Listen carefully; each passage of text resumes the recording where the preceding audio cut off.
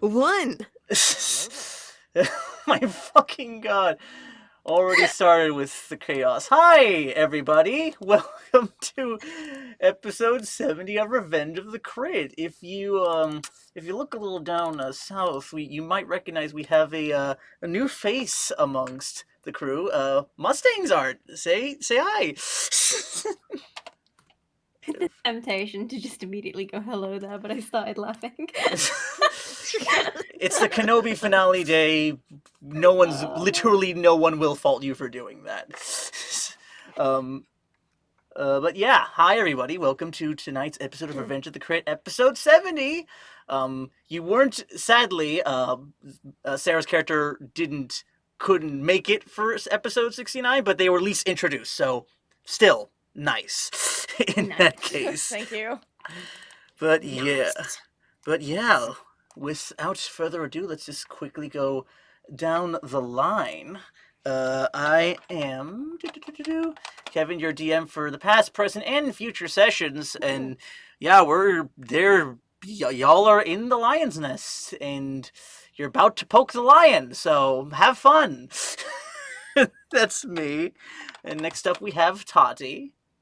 Yo, Tati here. I play your friendly neighborhood Zabrak, Raziel, trying to keep the peace, keep folks alive, while dealing with his own inner turmoils. It's fine. Zomo's here. This is fine. There's someone in front of a swarm of baddies. This is fine. We got it under control. Yeah, like, don't mind the security and, like, the, near infinite army just cloning in the background. Everything is fine. And after that, we have Jinkles. I have a bad feeling about this. Oh my fucking I don't lord. sense anything. Hi everyone, I'm Jinkles. You can follow me at lovejinkles on twitter.com. I play Shir'iven, who's panicking. Brilliant. Love it. And last, that's right. Next we have our good boy Chase. Hello everybody, it's me. I'm Chase. I play RC0947 or Viper if you're nasty. The sole proprietor of making the Moulin Rouge a real thing in the Star Wars universe. Stop it! Fight me on that. That's right. It's canon now because of you. Fight me on that, Georgie boy. The greatest thing you ever learned is just to love and be loved in return. The fact that shit, we got away with that shit, still boggles my mind. Yeah. It's called improv and yes ands, Kirsten. And last, but certainly anyway, I'm also petrified right now. I'm also just like, oh, here we go. Yes, and last, but certainly not least, our new guest for the episode, our resident Maul and Kenobi Sim creator of the famous combat wheelchair, Sara, also known as Mustang Arts. Welcome. Hi. Yeah, you can also follow me on Twitter at Mustangsart. And like you said, yeah, I made the combat wheelchair and I do a couple of other TTRPG things. And at the moment, trying to emotionally recover from the Kenobi finale. I don't think I ever will. No. But yeah, as you said, resident Maul and Obi-Wan simp. I mean, what more can be said about me, really? Yeah, like that's all you need to know. Like, they are both yin and yang, and that is going to precisely personify how how their character is going to be today. Yes. Yeah, and I'm playing Beren today. Yes, the Togrutan Mandalorian. So it is definitely a first, and I look forward to seeing them in action. Oh, if I can. The roll 20 chat might take a second to get running, but that is fine. We have a recap to do. But yes, I will get on that in just a second. Boy. Where is that playlist? Let's find it right here. Alright. Copy. Oh yeah, alright. Here we go. Oh, shit. Mm-hmm.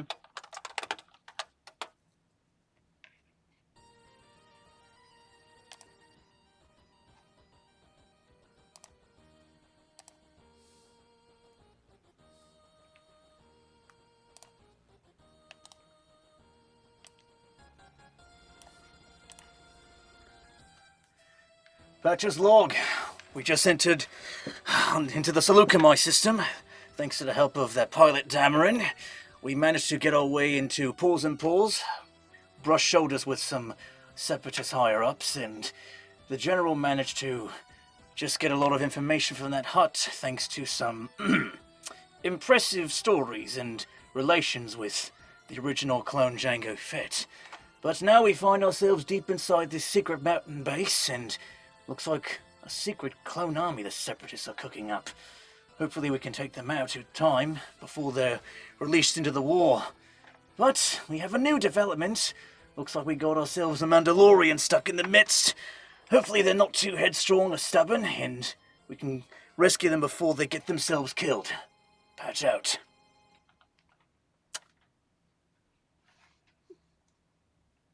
The Django love. So, The impressive storytelling.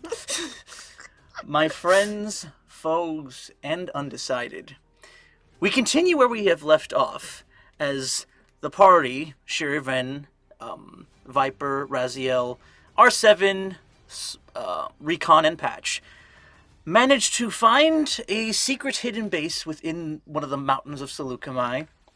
As you ventured further and further inside, and discovered that there is a secret clone army, but of not just any warriors, but of Morgukai, a clan or cult that was long thought wiped out by the Jedi centuries ago. And as soon you heard alarms of the first wave of them will be deployed soon across various separatist fronts. But along with that, as you guys ventured further into the city, ventured further into the facility, trying to avoid any detection, you come across this underground arena where, let me just reveal that for y'all. Oh, I'll put y'all this on is there. fine. Yeah. You guys see this massive. That's a bit. Ooh. You guys see this massive, like, glassed dome covered arena, and in it, on the other side, in like a sort of ray shielded dome, you see Professor Zomo, who all of you are familiar with, the barbell Yeah. biological specialist, separatist forces, and in the middle, Beren, if you could describe your character, please. Oh shit. With the understanding that all the blood in the arena is yours. Yeah, that's fair. Yeah, so yeah, I'll say he's got his helmet on. So, you see this iconic Mandalorian armor, gray painted Beskar, with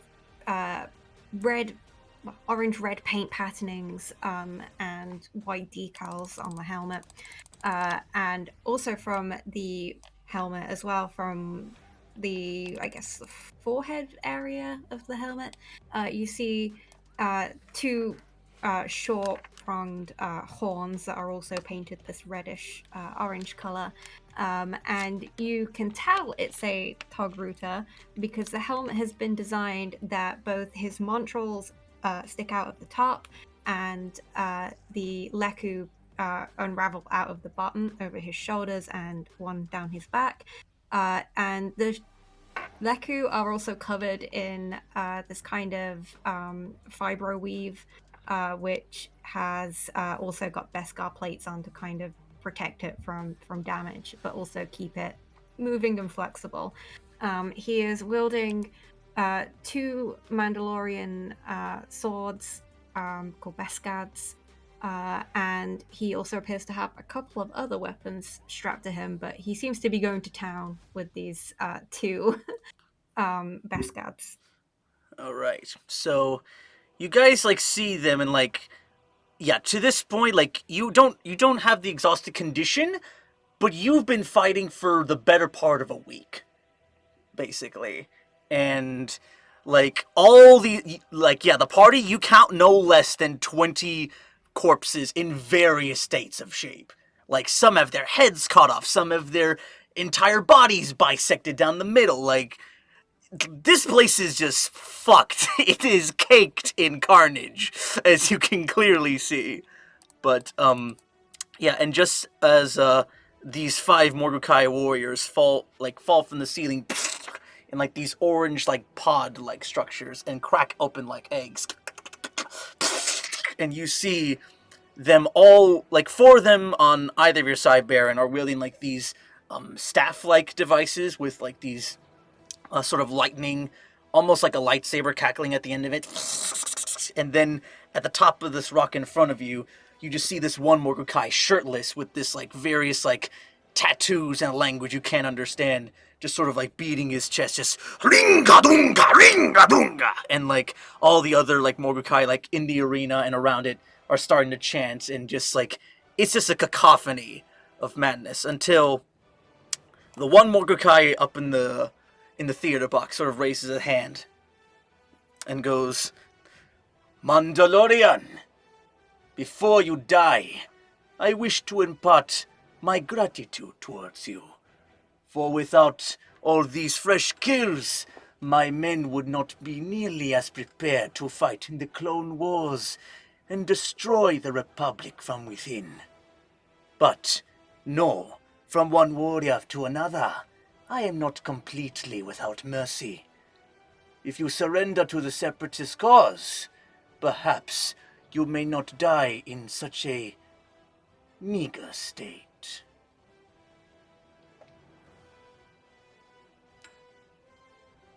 Um.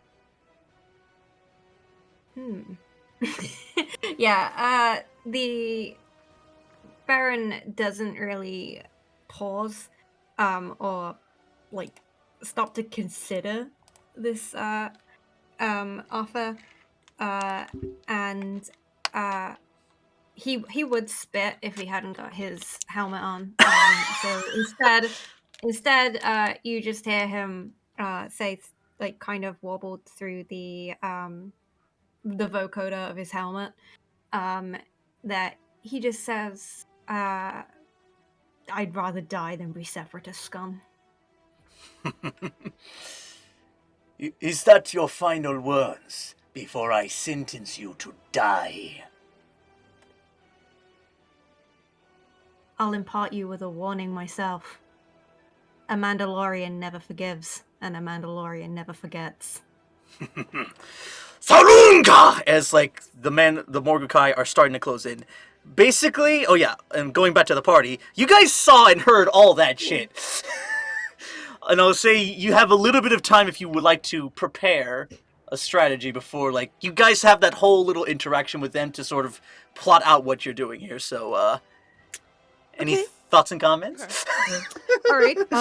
With that, should we still have the voice changer things on? Yeah, okay. that's the only thing. So, whispering to the other side, Raz will kind of whisper to Shiri. I know we're not supposed to be seen, but if we leave him here, he could die. I know. I'm trying my best to figure this out. Kev, can I roll a perception check to look for any... So, like, where exactly is the glass starting? Or is it, like, that entire thing in the middle with the rocks and everything? Okay, that's the glass. That's all glass. Basically, it's like you have two of these, like, BX commando droids with shields sort of, like, patrolling every so often. But, like, right now, they're stationed there as, like, the fight is, like, going to start. Okay. Yeah. And, like, Patch sort of, like, puts a little device on his pistol and goes, I can give you an opening, at least try to draw some of those clankers out, if anyone wants to. Try to rush in. Well, I could dive in to get their attention. Help him out. Is it... So it's all glass. There's no openings in the glass at all? Not that you could see from here, no. Got it. Okay. Yeah, I'm gonna see if I might have an idea. Okay. So Shiri kind of like, you know, she takes notice of like, you know, the guards that are in her clear sight, so obviously like this one right here. Mm-hmm. She's like trying to like piece everything together. And when Raz says jump in, she raises a brow at that. Could actually help a little bit. And she like raises her hand. Oh. I can start a convulsion. Break the glass, you jump in, we follow after. And he kind of smirks at that plan. That could work. I like the sound of that. It gives them them a distraction. Gives us a chance to cause a ruckus. The It problem does. is that we'd be thrown right into everything. Well, here's some good news. If I'm in the middle, I could draw Selmo's attention away from everyone else. He probably wants me dead. And like Patch sort of looks at that, turns to you when you say that and goes like, "Kiddo, you sure you want to risk that? We don't exactly have a numbers advantage here." The plan isn't to fight Zomo. The plan is to distract them long enough to get the Mando out of here. This is an army. Can't take them all on. I thought we had got any ideas. He kind of looks to you. Who to who? Shuri? Or... He looks to Viper. Okay. Okay. Okay. So it's just a bunch of clones, right? I mean, those soldier boys. Yeah. Soldier boys. The soldier boys in the pit, and we got two droids in your immediate vicinity. Yeah. Hold on. Let me look up the official Star Wars 5e website to see if Daddy Lucas said that shutdown. Because I'm not sure shutdown is touch, or is that like a ring thing? It's ranged. Everything within 100 feet, I believe, is like turned off. So I can yeet an EMP, is what you're saying. You can. It is concentration, but you can yeet it. Okay. How many? Shiri? Got. So I wouldn't do so much for that, but I could. I might have something. So Shiri kind of like looks to the three of them, then looks to mainly Viper and Patch. Provide cover for Raz and I. I need to get Raz needs to get up to the top of that dome. I need to break it. Make sure the clones don't get to us. Ooh, I got. Copy that, General. I got your back. Is he like readies his DC-17 pistol? Oh, fun. Cock of the clones. Shut. Cock of the clones. God. God damn it. You're welcome. This is tonight's episode, Cuck of the Clones. Me going into my girl's bedroom like, let's rearrange some architecture deltas. By the way, is this order marching order fine, or anyone want to change things? Basically, like you're basically like behind cover with these, and like you can see the dome from here. Like basically, like the rest of like this sort of ground in front of you. If I can get the ruler out, like all this is like basically like you could fall down there, and like it's just like a big pit, but like there is like you could like hover over that way.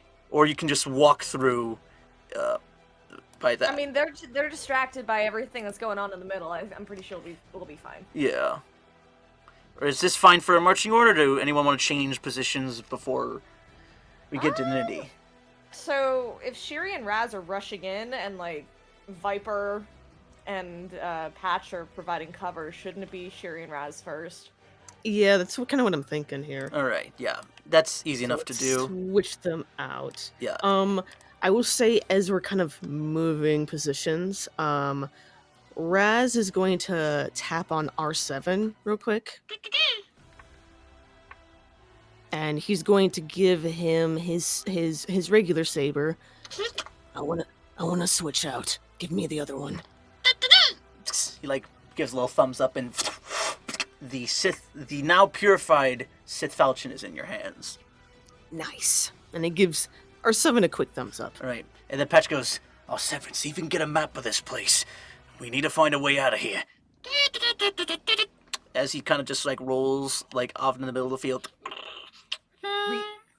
Recon, go after him. Provide him cover. And then he goes like, regrettably, "Do I have to?" If you want to get out of here alive, yes. Retort. Technically, I'm not already living, but I would rather be out of here in one piece than in multiple, as he sort of follows R7 outside. They're just going further down this hallway. But yeah. So, I'll say, like, you guys you can come up right about to, like, before this statue. If you guys want to, like, try to really, like, get as close as you possibly can before shit starts. Yeah. And position yourselves. Yep. Yeah. Sounds good. Yeah. Patch is gonna go right here. Shiri's gonna go right here. I'll go here. Alright. Behind the statue. And Viper, what about you? Okay, right, yes. Let's see. Yes. Okay, he's on the dome. He's over there. I shall proceed yonder here. Okay. Yeah, I'll say just oh, go ahead. Because I've got a fun little surprise tool that we could use later. All right. Then, All right. with that in mind, please tell me it saved everything on the fucking thing. Nope. Oh, no, yeah, it has a turn order up. All right. Yeah, so we're going to go ahead and roll initiative now. So Oh! Panic! yeah, you guys are still not seen. Like you'll know when you're visible. But this is just like to get like the first round going as like I know, but still, now my turn is fucked. yeah, so go ahead. 17. 17 for Viper. Okay, let's roll for Peach. Do you need me to roll as well? Yeah, if you can roll IRL or in the roll 20, Yeah. whichever, I'll just put it on there. As long as I can put in the initiative counter thing. Oh, 16. Very nice. 5 for Shir'iven. Oof. I told you my roll was fucked up. God, that is unfortunate. Let me get Patch open on another window. Yeah, we're gonna... It's gonna start soon, guys. They're in the lion's den, so there's a lot of enemies to juggle. So, yeah. Patch is sitting at a 10. Alright, now down to the Morgukai. Let's see how they fare. Nope, not there.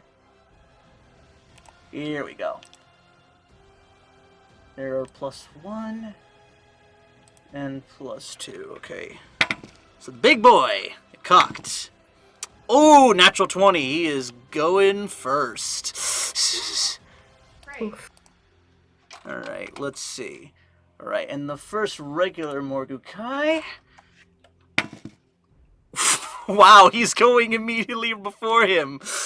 22.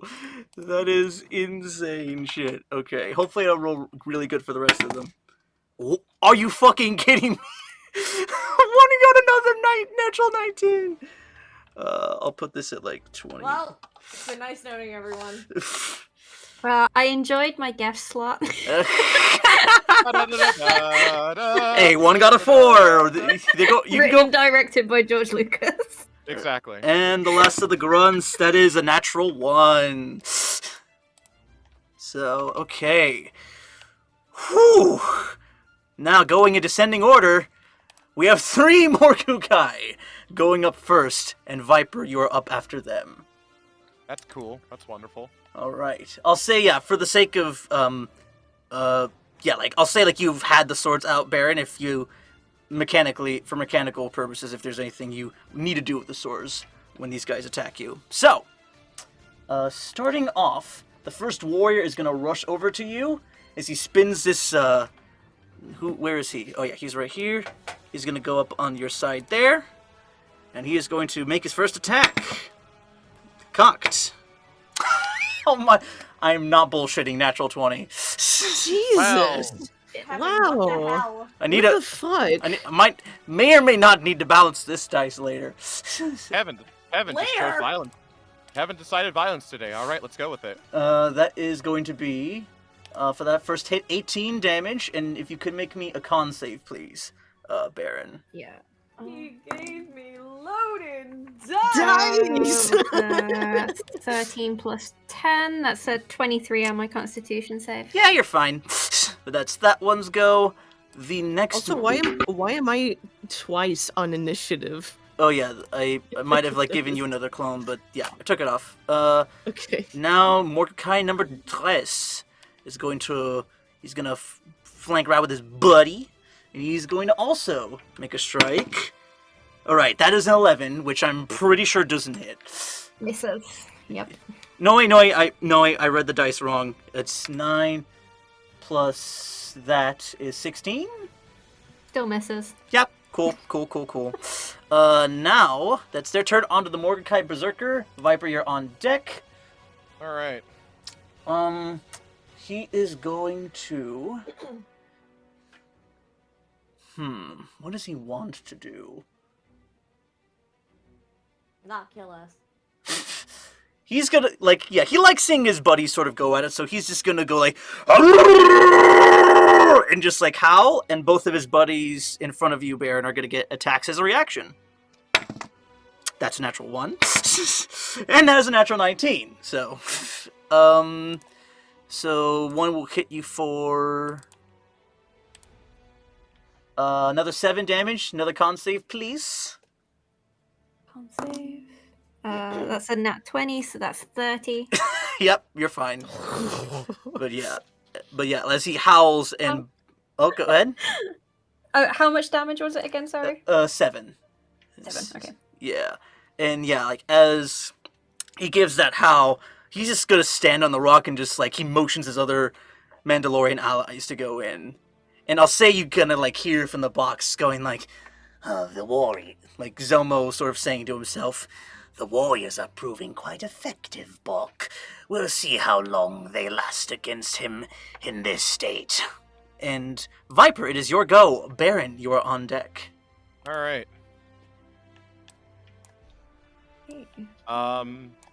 Let's see. Hold on. 5, 10, 5, 10, 15, 20, 25, 30, 35, 40. Oh, perfect. All right. Let's just. All right. Getting there. Taking a look at that commando right there. That commando droid. It's a good range. Here's the windup and the pitch. Override interface, please. Are you fucking kidding me? This again? Yes, this again. Yes, Let's- this again.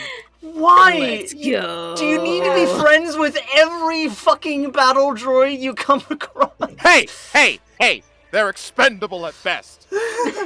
Alright, choose one droid. Must make an intelligence saving throw.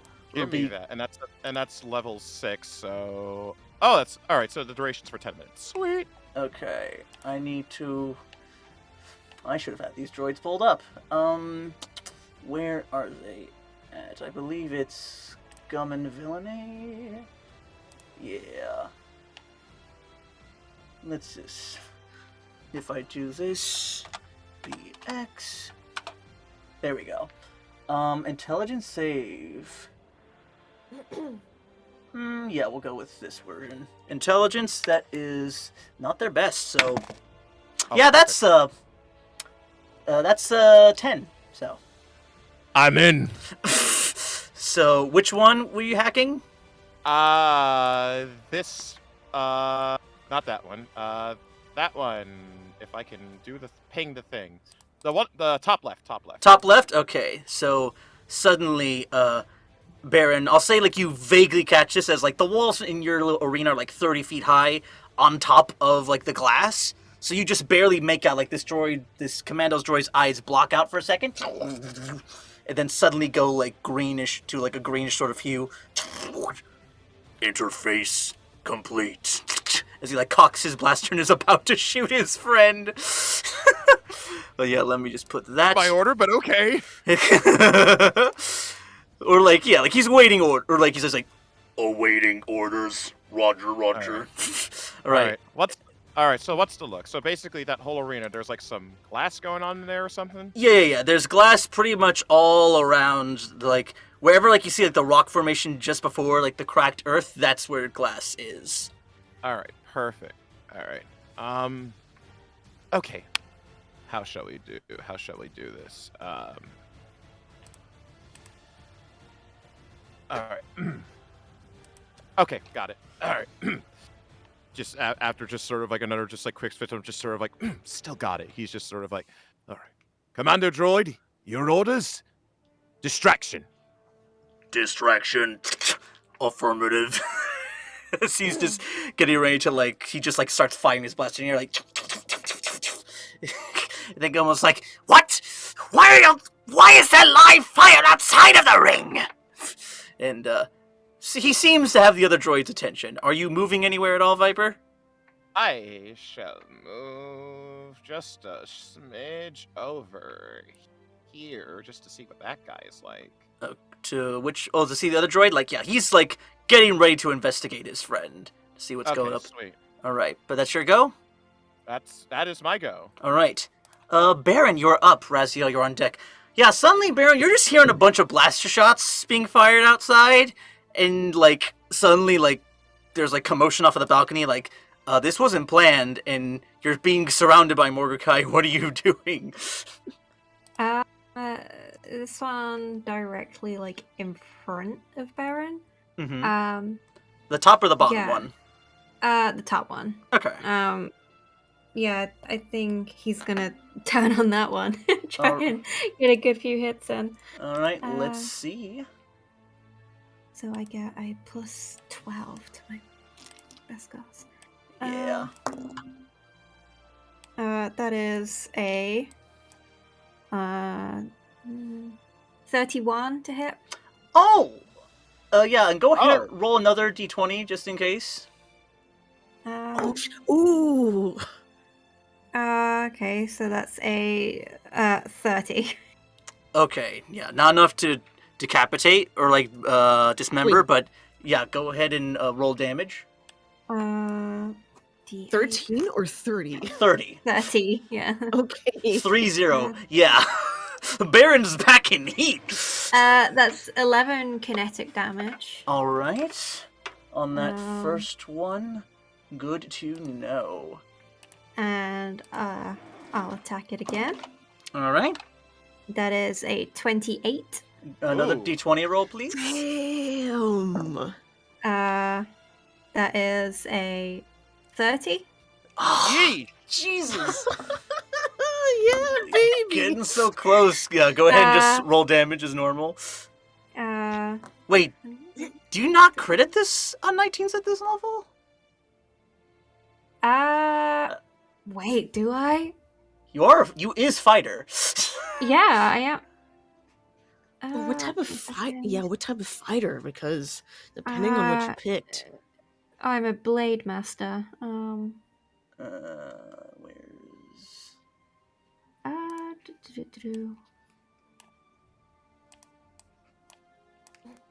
don't think I do. I Okay.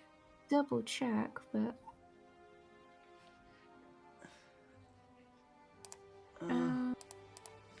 no, I don't. Okay. Then just go ahead and roll damage as normal then.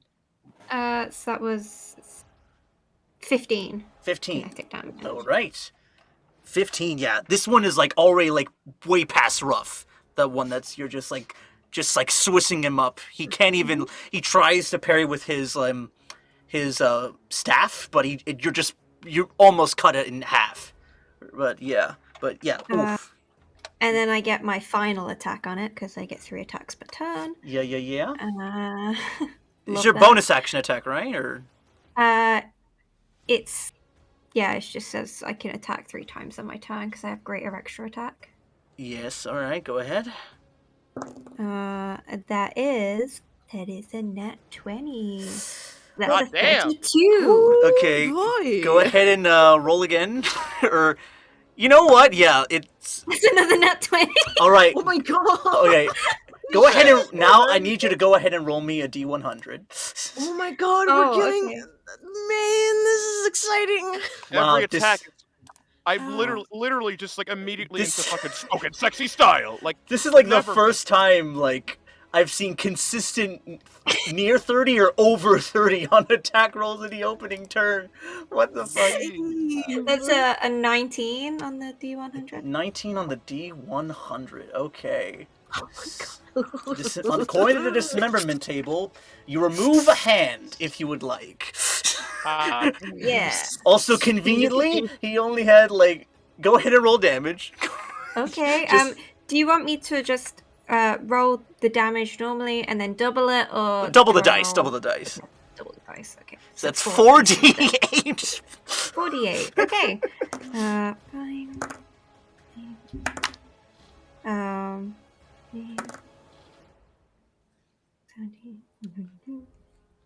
23 kinetic damage. Yeah, he had 6 health left.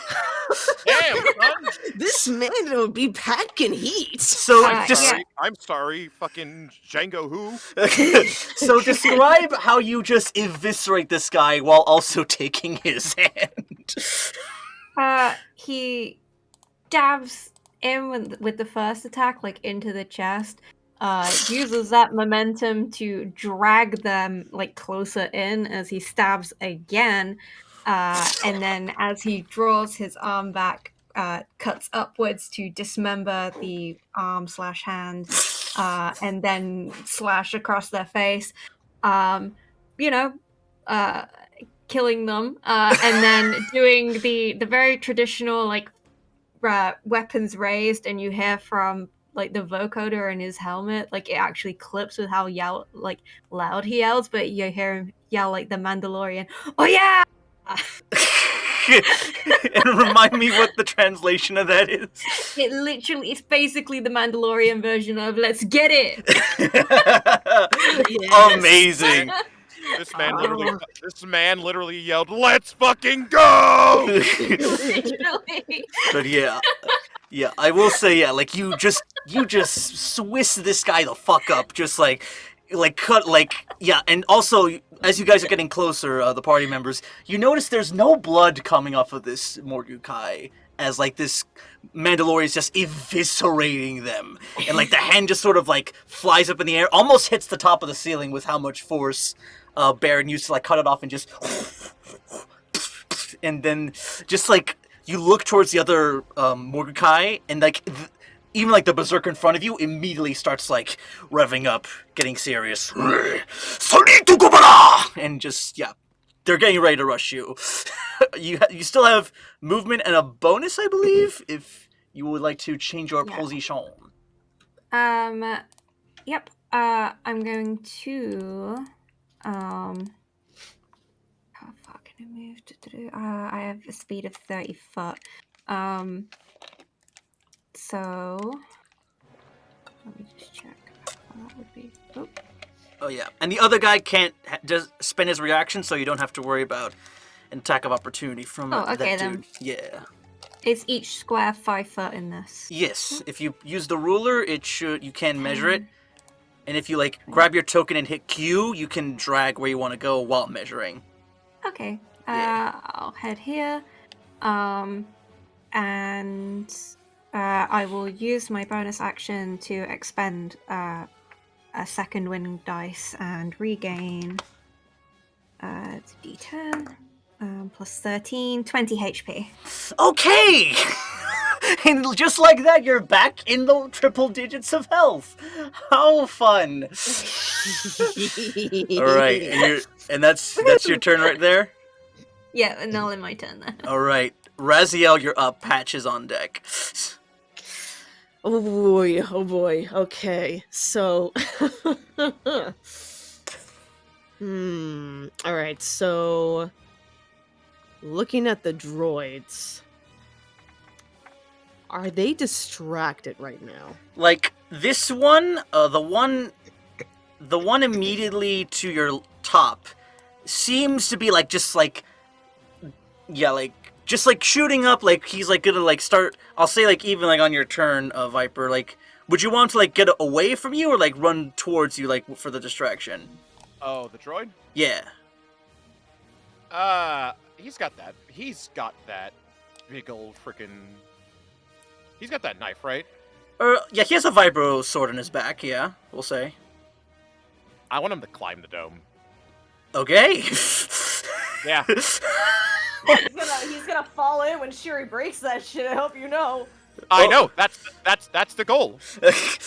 So he's gonna start climbing the dome, and then I'll say, Raz, you, like, vaguely hear from the droid outside, like, BX-4288, is something wrong?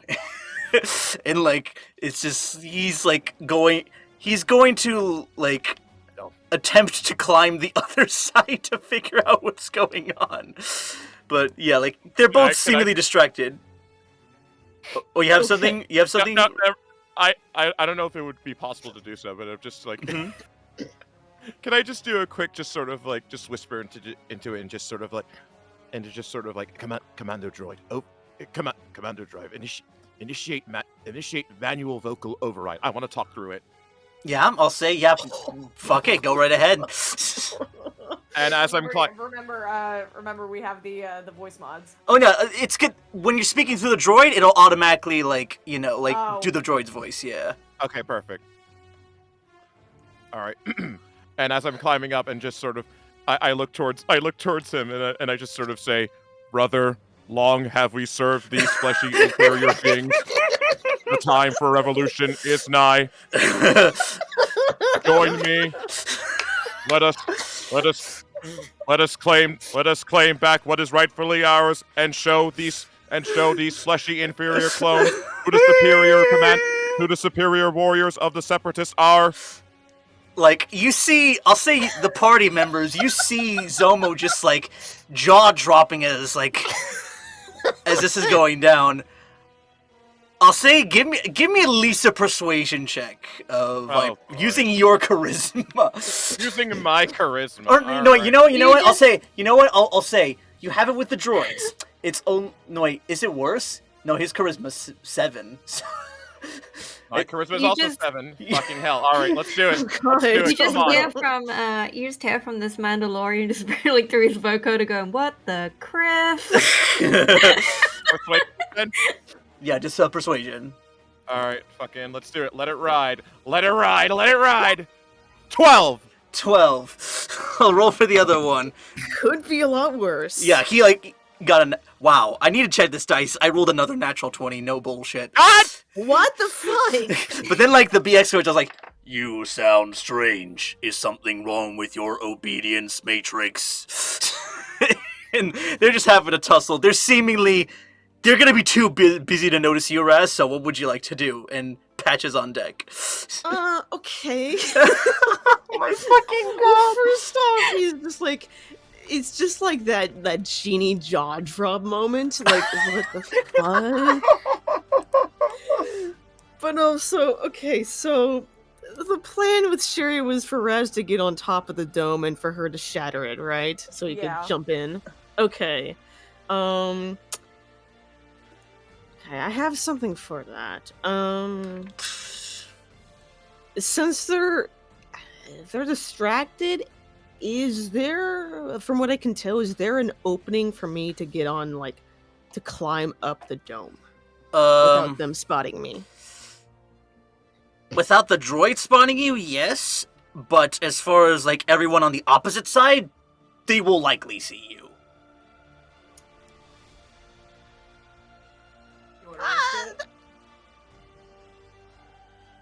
Hang on. I could have... Wait.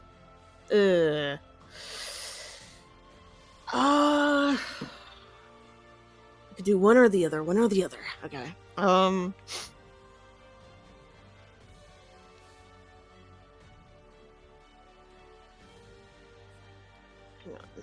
Okay, I can move up there.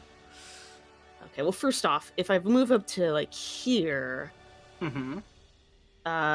nobody's gonna see me yet, right? Right. The droids are like looking at each other across the way, pretty much. Okay, so that's my movement for now. Okay. Let's see. Look, what can I cast?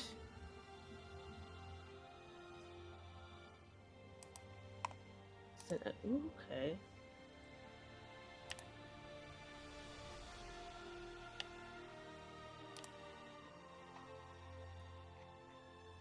I could. Maybe they can't see me if I use this.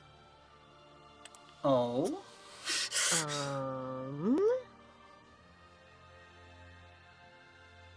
I mean, you do have your rocket boots. You equip those while you're outside, so. Yeah. Yeah. So, how difficult would it be to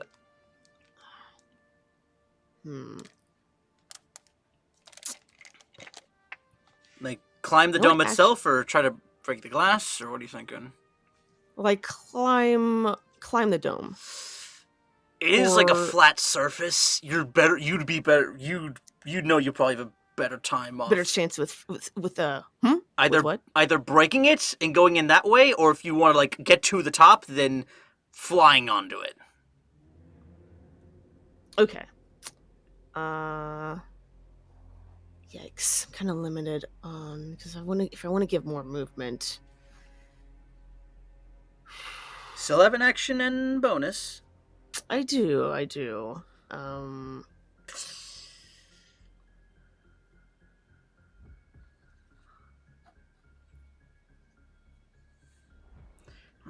and I'll just make bonus action. I would just be bonus action if I just activate the boots. I wouldn't have any movement. They'd just be activated.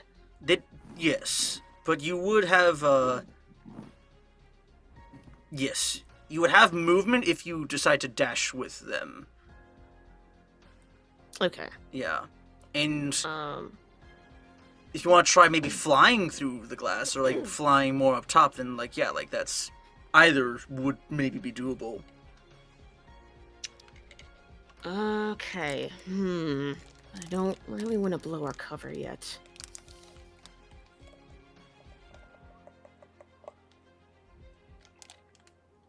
Fuck. You could hold an action if you want to, like, do a thing right when Shir'iven pops her convulsion.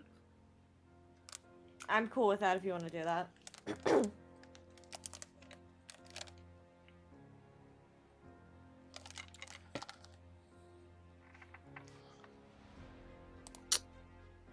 Okay, one more question. Yeah? How far would I be able to climb the dome without anyone spotting me?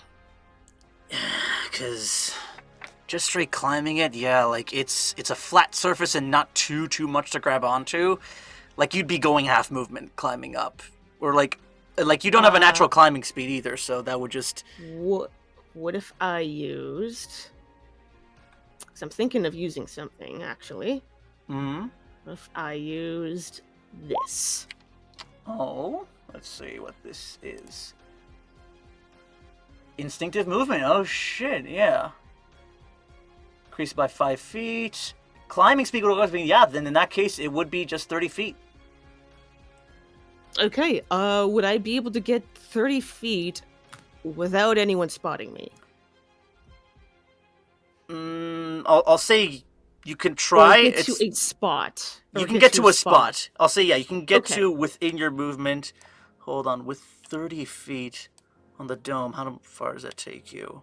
Let me just do the ruler. Yeah, that'll get you right about here dome-wise. So, like, you're basically still, like, within the half of the dome that, like, the droids are arguing, and the glass is... I'll say that, like, you're basically right over this Morgukai if the glass were to break, so... Okay, cool. Yeah. And droids are still distracted if... Alright, I'll risk it then. I'm gonna go with that bonus action, I'm gonna move right there. And, because that's my bonus action. Okay. You know what? That's a good place to stop. That's a good place to be on standby. All right. Do you want to like hold an attack for like when the glass breaks onto the will. Morgukai? Okay. I'm gonna hold an action to attack once the glass breaks. All right. Then we'll put you right there for the moment, and we'll just say you have the high ground. Well, like that'll be your marker, like that you're not on the battlefield yet. Okay. Yeah, I have the high ground. All right. That is your go. Patch is up. Shir'iven, you are on deck. And what is Patch going to do? Oh, no, I didn't want to do that. There we go. Shit. All right, yeah, Patch, what does he want to do? Let me look at his thing. Does he have any powers that would help this situation?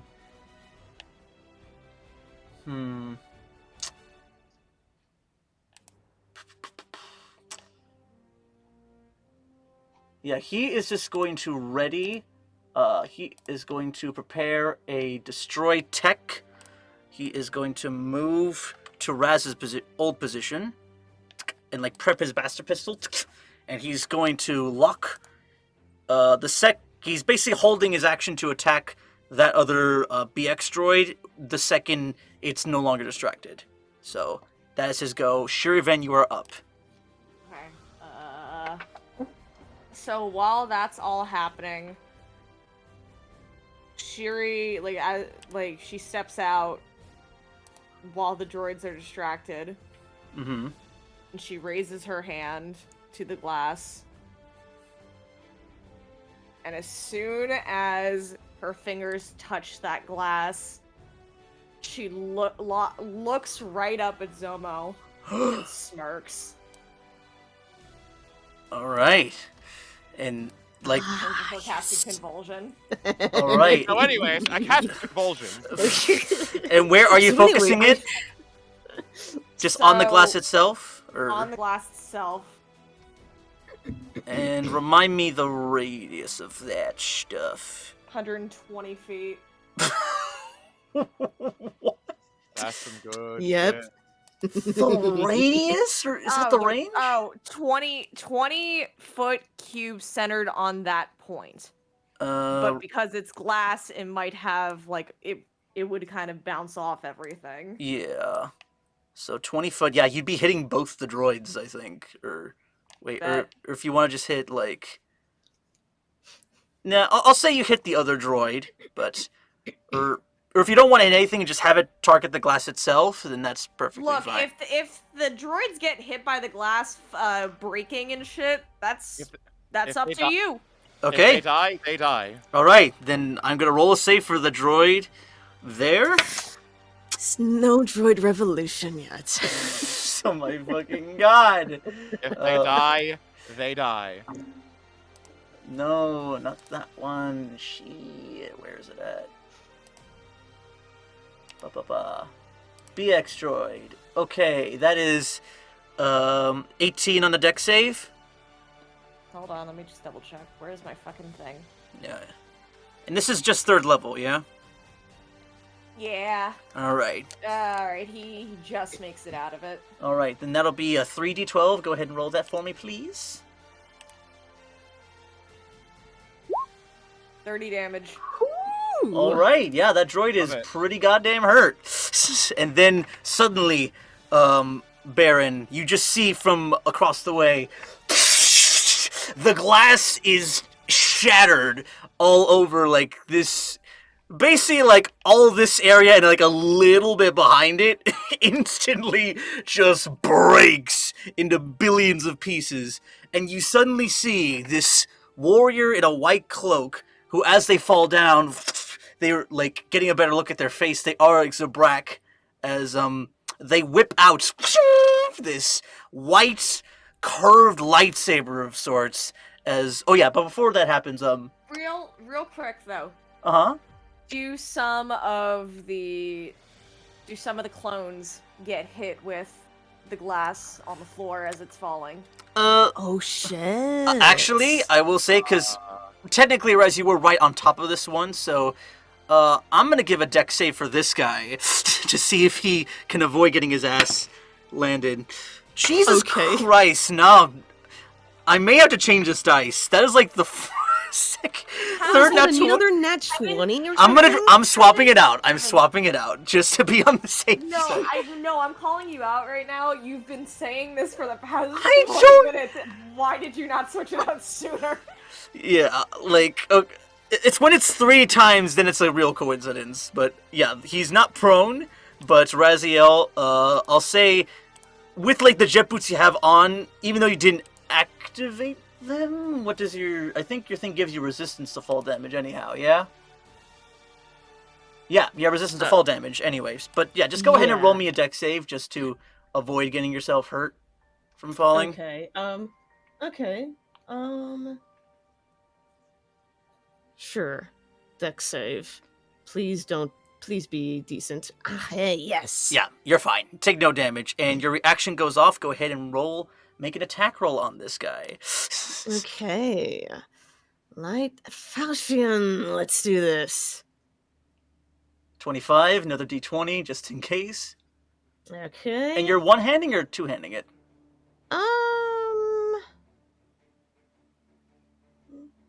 Let's see. One-handing is 2d8. Two-handing is 2d4, right? Yeah. I think that's what we agreed on. I think so, or I can check it, but yeah, that seems right. Okay. In that case, I'll one-hand it. All right, and another d20 just to see if you dismember. Yeah, d20. Okay. Nope. All right, but yeah, 14 on that Morgukai. Are you force empowering this strike? You know what? Sure, I'll do it at a do it at first level. Okay, another 2d8 force damage. 2d8. Yeah, 24. This guy is already looking very, very hurt. Yeah, you just see this lone Zabrak warrior with a white cloak and hood just come down with a rocket boots. They have like they're painted in white, and you also notice they have J-guy patterns with lightning streaks down below it, as they just land and carve a clean cut into the Morgukai warrior with his white-bladed curved saber. Mm-hmm. Just coming out of nowhere. Yeah. And yeah, like glass is just showering all over. And yeah, I'll say, oh yeah, Shir'iven, I think you still have some movement and a bonus. If there's something else you'd like to do? How are the droids looking again? The droid to below you is pretty hurt, and the one above you is still fine. Or no, I have to roll a save because he's actually climbing the stupid fucking thing. Well, oh yeah, he fails. So he's like 30 feet up on top of the 20 feet he got while climbing. So make a dex save. Yeah, and wow, yeah. Still keep rolling high with that, but it's still halved. So it's 5d6 halved for that one. But they still 5d6. Oh wait, you got it. Yeah, I roll it because it's that. Oh, okay. I thought it was my roll. Sorry. Yeah, you're good. Yeah, 15. Wow, 15 damage exactly on that one too. As Viper, remind me, if they take damage, they have to reroll for you to maintain control. Oh, did my boy get hit? Yeah. Oh. All right, let's see. No, it's fine. If you are creatures that are friendly to you are fighting, it has advantage. Oh wait, hold on. Each time the target takes damage, it makes a new intelligence saving throw against the power. If its saving throw succeeds, the power ends. Okay. And that's an 18 plus stuff, so. Damn it! But it is. Damn. Yes. We got the dome down. Yeah. That is. My mission is a success. Yeah. So I'll say, order of events is there's a lot happening here. Beren, on top of seeing fucking this Zabrak fall through the window, you just see this droid narrowly face plants in the arena. As then, like, its white lights come back online. He goes like, "This is strange. I don't remember entering the arena space." And then you look to the side, and you see Zomo is fuming. This like little barbell like guy, like if his skin could like change color, like it'd just be like red at this point. But he like goes on loudspeaker and goes like, "Attention, all Morgukai! Forget the Mandalorian! Kill the boy!" As yeah, that's happening. Here we go. All right, but that is your go, Shir'iven. Anything else you're doing? No, actually, Yeah, was just your action to do convulsing. Yeah, I know. Mm-hmm.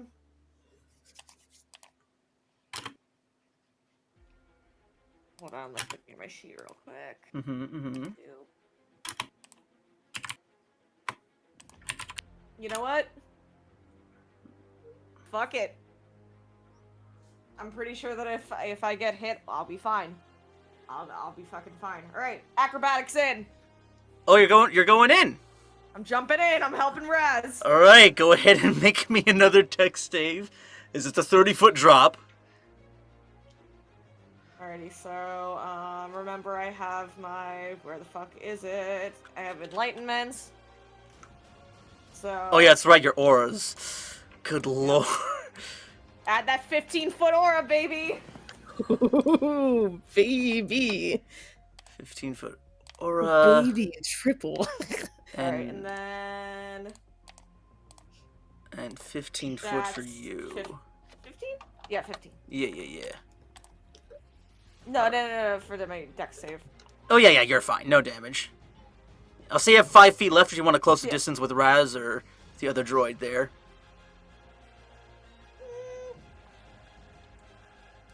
I'll get a little closer to Raz so he can get that HP. Yes, alright. Raz, you get 4 temp HP. Nice.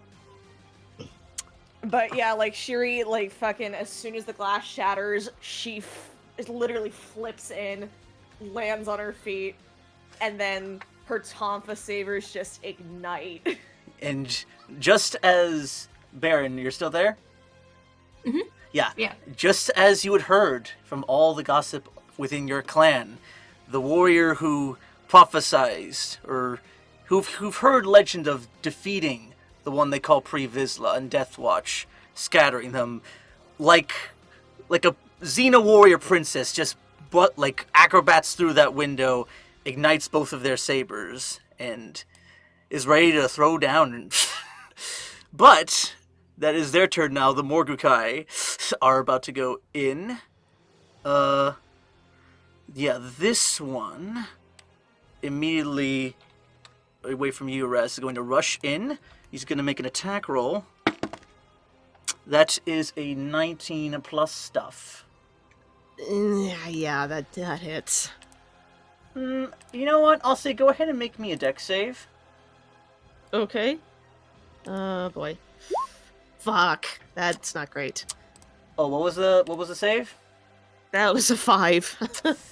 And go ahead and roll me a d4. Okay.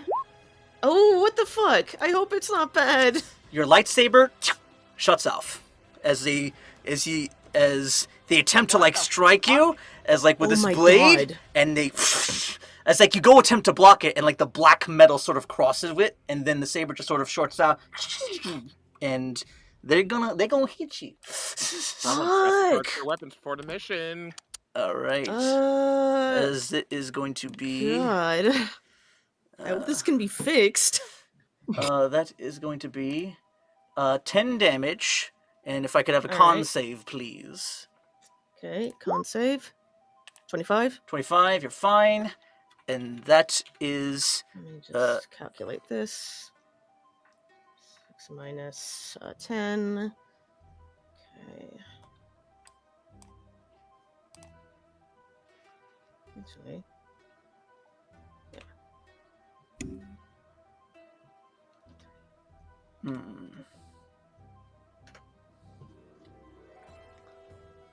Are you added it up?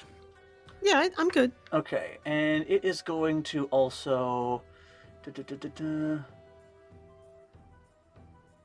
Yeah, he's going to make 2 additional attacks. That is a 20, Hits. and that is a 10. That misses. Alright, and another 10 damage, and 1 more con save, please. Okay, Yeah. 18. You're good. So, mark that off, and it's that Morgukai's go. This one in front of you, who you just knocked down, stands, sort of goes in and tries to hit you, misses, but he's just going to get in a flanking position with his buddy. And then the 4th guy, he's still alive. Oh, I need to remove his friend from the turn order. Yeah, he is going to rush you as well. And make it a roll. Only like 16 to hit. Nope, that misses. Alright. And the Morgukai Berserker. He like suddenly sees all this, and he is going to... He sees you, Shir'iven, come in, as he is going to use his movement to... Can he get to you? Yeah, he can. He's going to get right there, and he is going to multi-attack with his axes. We'll do this one. The cocked. 18. Nope. And 11. Nope. Alright, and that is their go. Viper, you are up. Beren, you are on deck. Alright. Do I do it again?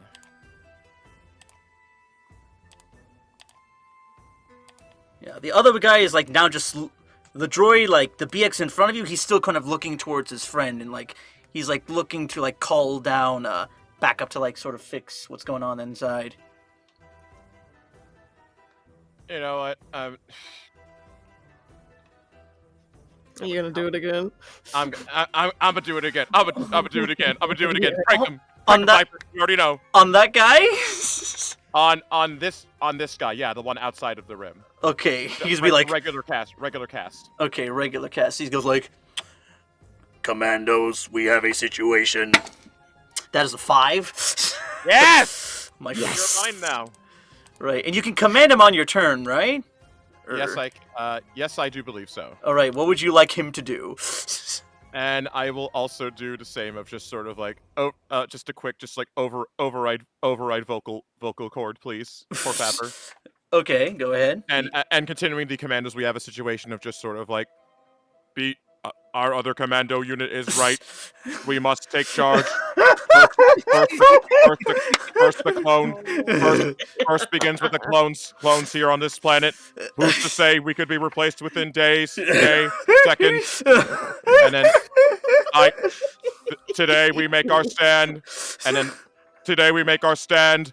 Onward, attack the inferior flesh being, and then I will issue command. Attack the clones. Okay, okay. He's gonna try shoot. That droid's now gonna shoot with everything he's got at that other fucking. I'll say you'll target the clone in front of Shiri. I just realized the clone's saying attack the clones. Haha. Yeah. Alright, natural 1 and natural 19. Alright. And technically, one of his allies is within 5 feet, so he does get sneak on this. Oh, wait, what? Yeah. Yeah, it's droid synergy. The droid, if a creature is within whip attack, 5 feet of any allied commander droid that isn't incapacitated. Oh, we love to see it. So that is gonna be This is not enhanced, but it is still damage. So that's still. Yeah. Beautiful. All right, yeah, and you see like that Morgukai like right in front of you, Sherry, with the 2 axes, just like takes a shot right to the shoulder from this BX droid, as like someone goes like, "What is going on in there? Wait a moment. As now seeing Raz and Shir'iven goes like, how did the Republic infiltrate us? And the Morgukai, Morgukai right next to Zomo just sort of not even looking face, just scratching his chin, observing this. Is that your turn, Viper? Or are you moving anywhere? I shall. I want to keep my. Because I just realized it's just sort of I only have so much. Because it's I still gotta be Mr. Disguise Man if we manage to get out of here. That is, depending on how much bullshit we gotta do. Is there a glass opening? Yeah, the glass pretty much all this glass is broken. Okay, perfect. I'll drop my disguise and then I'll just start taking pot shots on the one that just fired. I'm pretty sure that was my action, Frick, right? Yeah. That was your action to get it. But I'll say if you want to move closer towards the edge and get ready to fall on your next turn, you can do that. Yeah. Okay. So right about here ish. Yeah, that's good. Okay. Cool. All right, and I'll say, all right, that's your go. Beren, you're up. Raziel, you're on deck. Okay. 1 second, just checking. You good?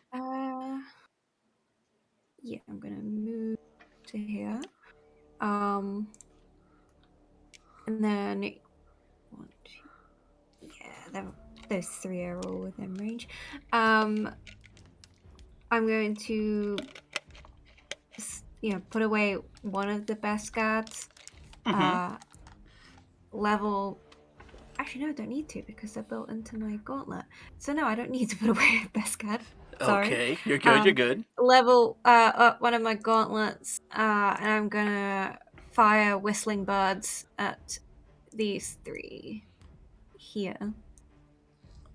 All right, the 3 ones right by Raz. Yeah. Okay.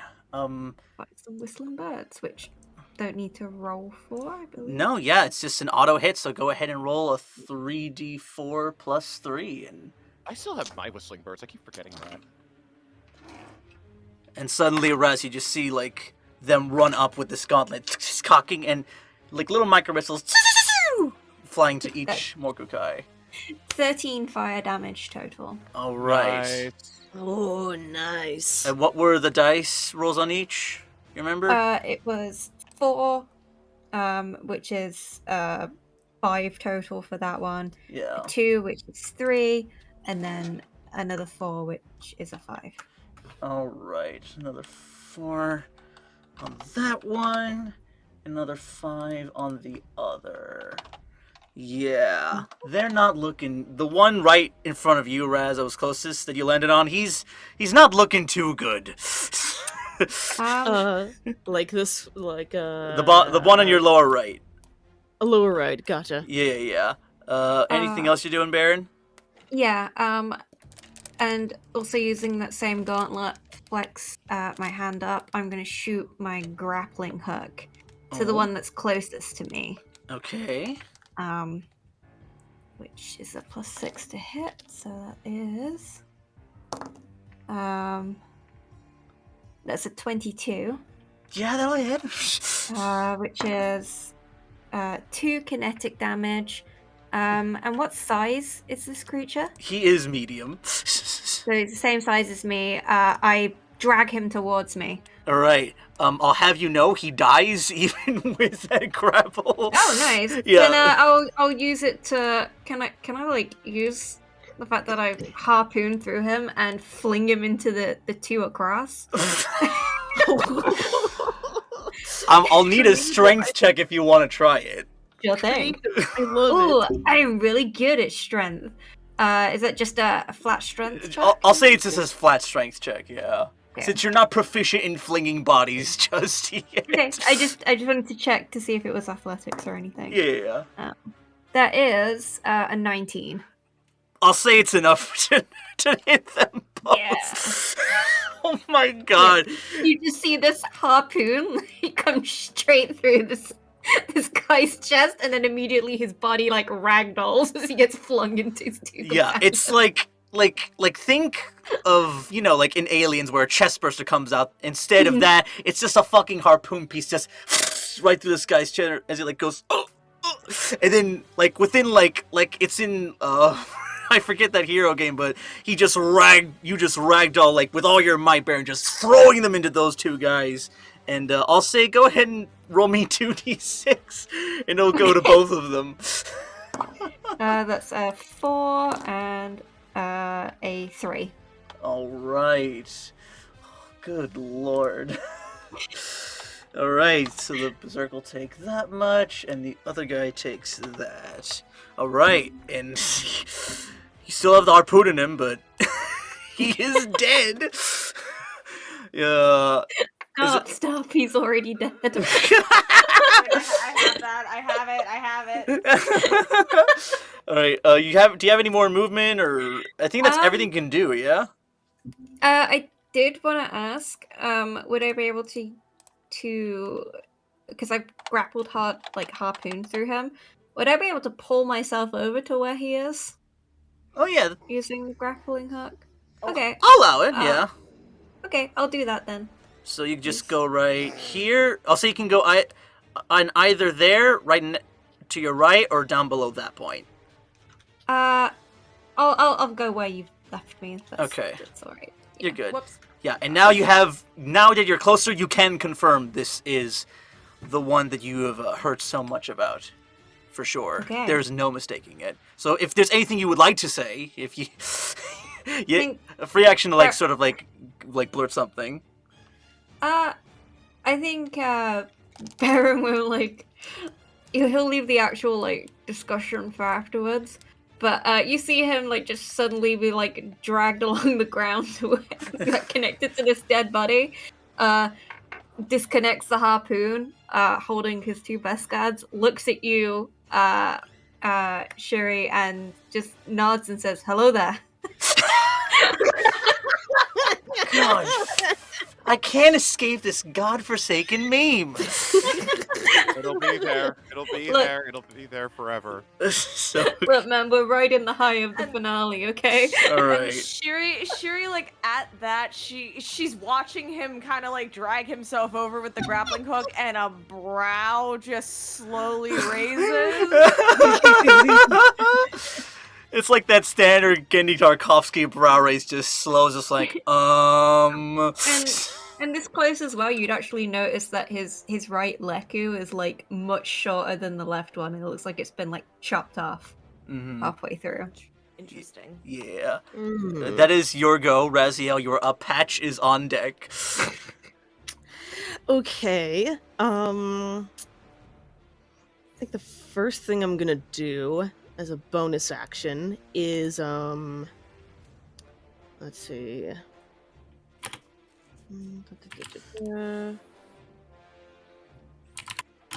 gonna apply this. Oh. Let me. Let's go. Yeah. Wait. And Oh yeah. Your lightsaber what? is still out, just an FYI. But yeah. how can I tell? Am I able to turn it back on at all?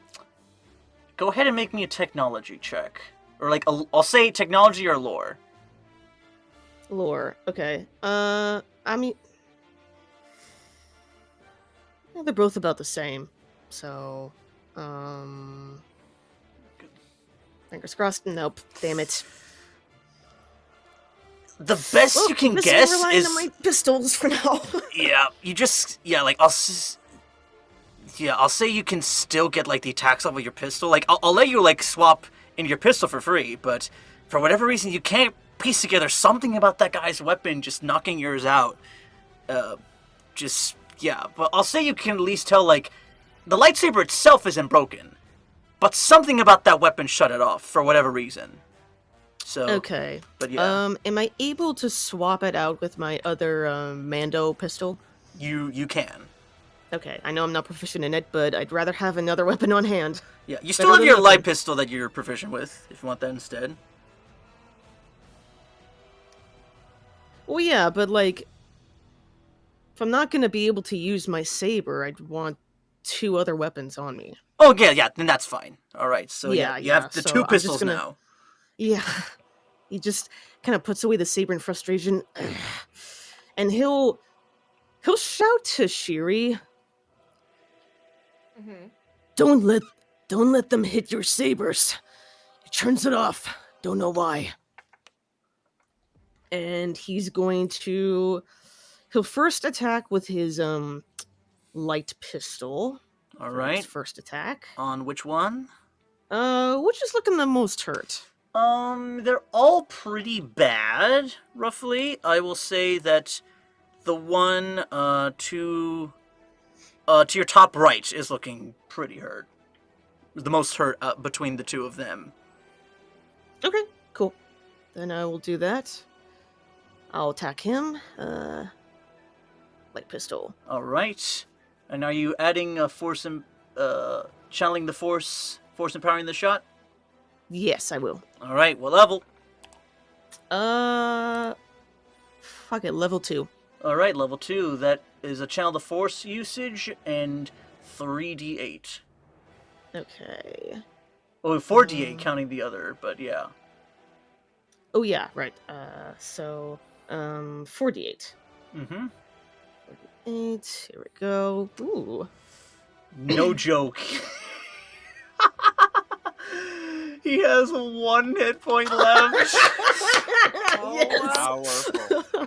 As you just like, You know what? Can I spice it up a bit? oh, go ahead, flavor it up.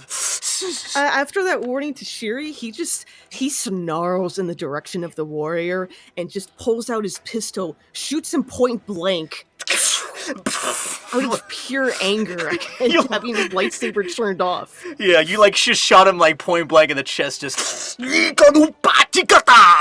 But yeah, go. You still have a second attack. I do. Yep. I'm going to. The rest are looking still hurt. Yeah. He'll shoot it. He'll shoot it at this guy next to me. At the one below you. Yeah. All right, go ahead. Okay. Damn. Oh, that misses. But you still have a third attack with your Mando pistol. Yes, I do. I will do that. Try to shoot that off.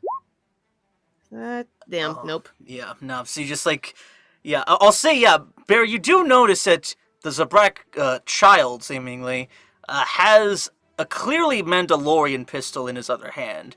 Like, there's no mistaking that sound. Like, you hear the regular like DC pistol shots you're used to, and then you hear the Joe, and then like you're just flashbacked immediately to your days training with your clan. Like, there's no mistaking. Like, that one's got a especially like surprising strong Mandalorian connection that you can't quite place yet. But are you moving anywhere, Raz? Yes, I am, and yes, I'm risking the opportunity attack, but he wants to get his distance, so he's going to move. He'll move. He'll move here. Okay. 5, 10, 15, 20. All right, the other two will get their attacks off on you. One misses. And the other one, I think he just barely hits. 20. Yeah. All right, that is going to be another 10 damage. Con save, please. Okay. Yep, you're fine. Okay, cool. All right, but that is your go. Patch is up. His plan kind of went to shit, so he's gonna be like, oh, crave this, as he goes like, is he like gonna go to the edge and just like stretch a hand out, be like, General, get ready for evac! As yeah, he's just gonna be firing off into the ring, and he's gonna shoot at the one that's almost dead. Misses for the first shot. Second attack, he hits, and that's Morgukai that you shot in the face, Raz, is dead. Yeah. Nice. And just drops him. And yeah, he is going to. Let me just check. I think he can give one of you a thing with his stuffs.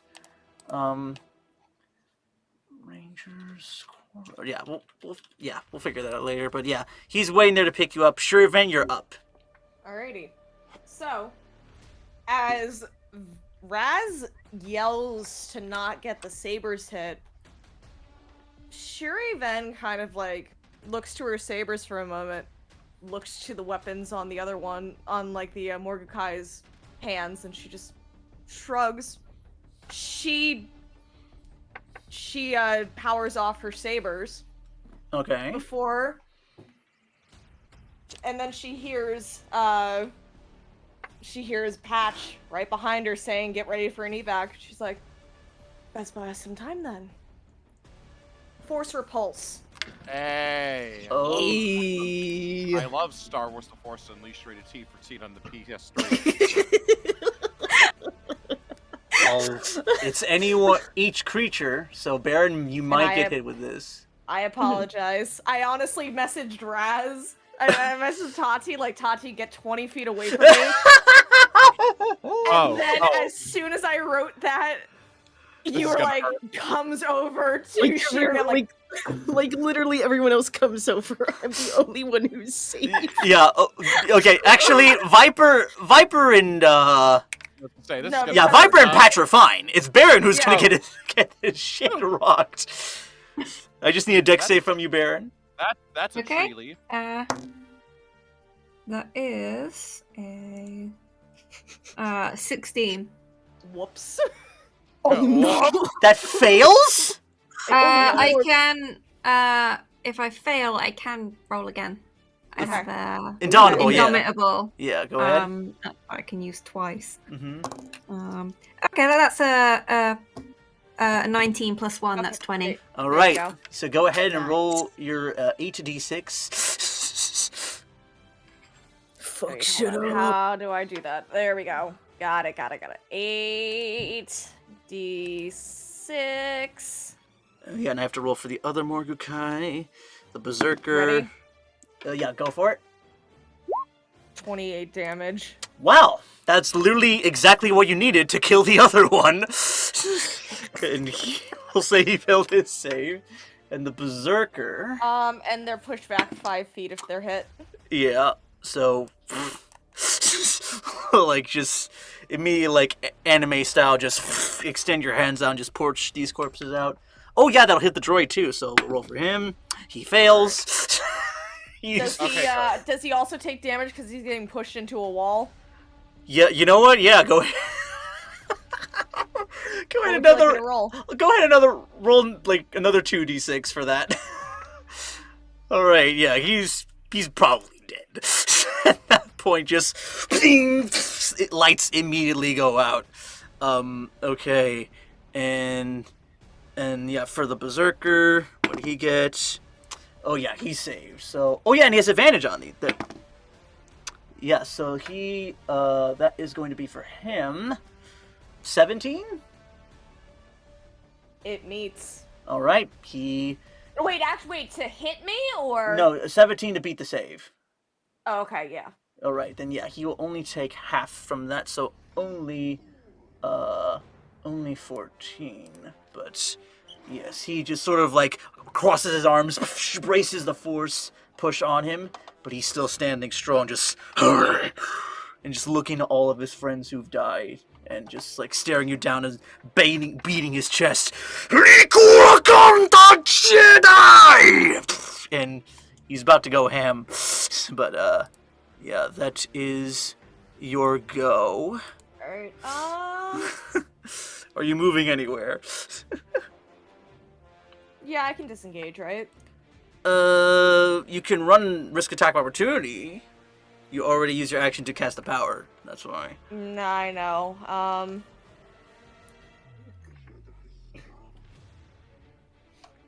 I'll risk it. All right, go ahead. Wait, because I haven't moved, I can move 30 feet, so I'll get back near Raz. All right.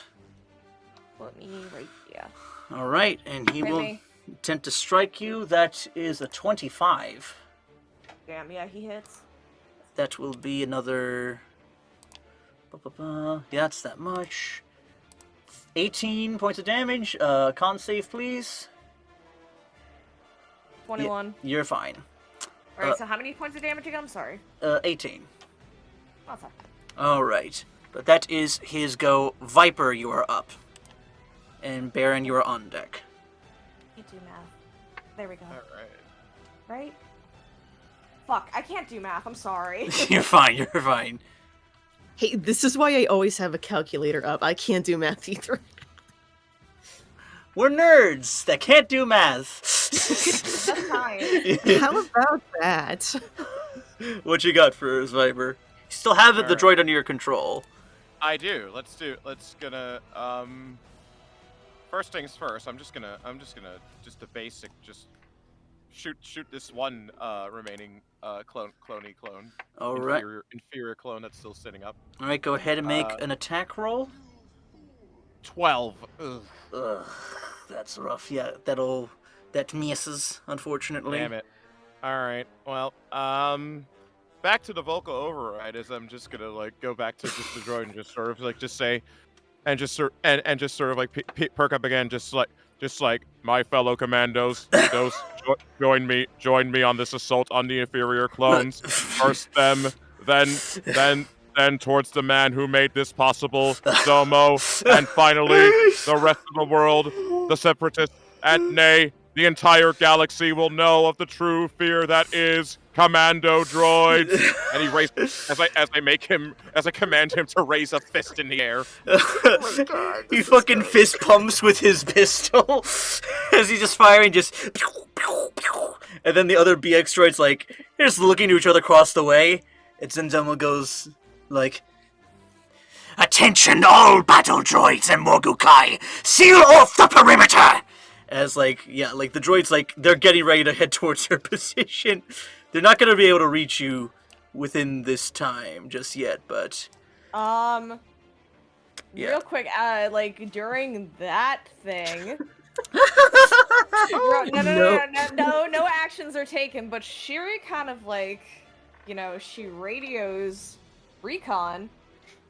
Status report on that? And Did he hear that announcement? And Recon will go acknowledge, yes. The professor is quite irritatingly loud. We all heard it. And you just hear from the background. Just R7 sassing him out. But yeah. Keep us updated. Try and get an exit open. Acknowledgement. Affirmative. General. And yeah, that is everything. Are you doing Are you moving anywhere else, Viper? Or what are you doing? Huh? Is that your turn, or are you going anywhere else? I'll just take just a bitch of a step right here, and that'll be it. Okay, cool.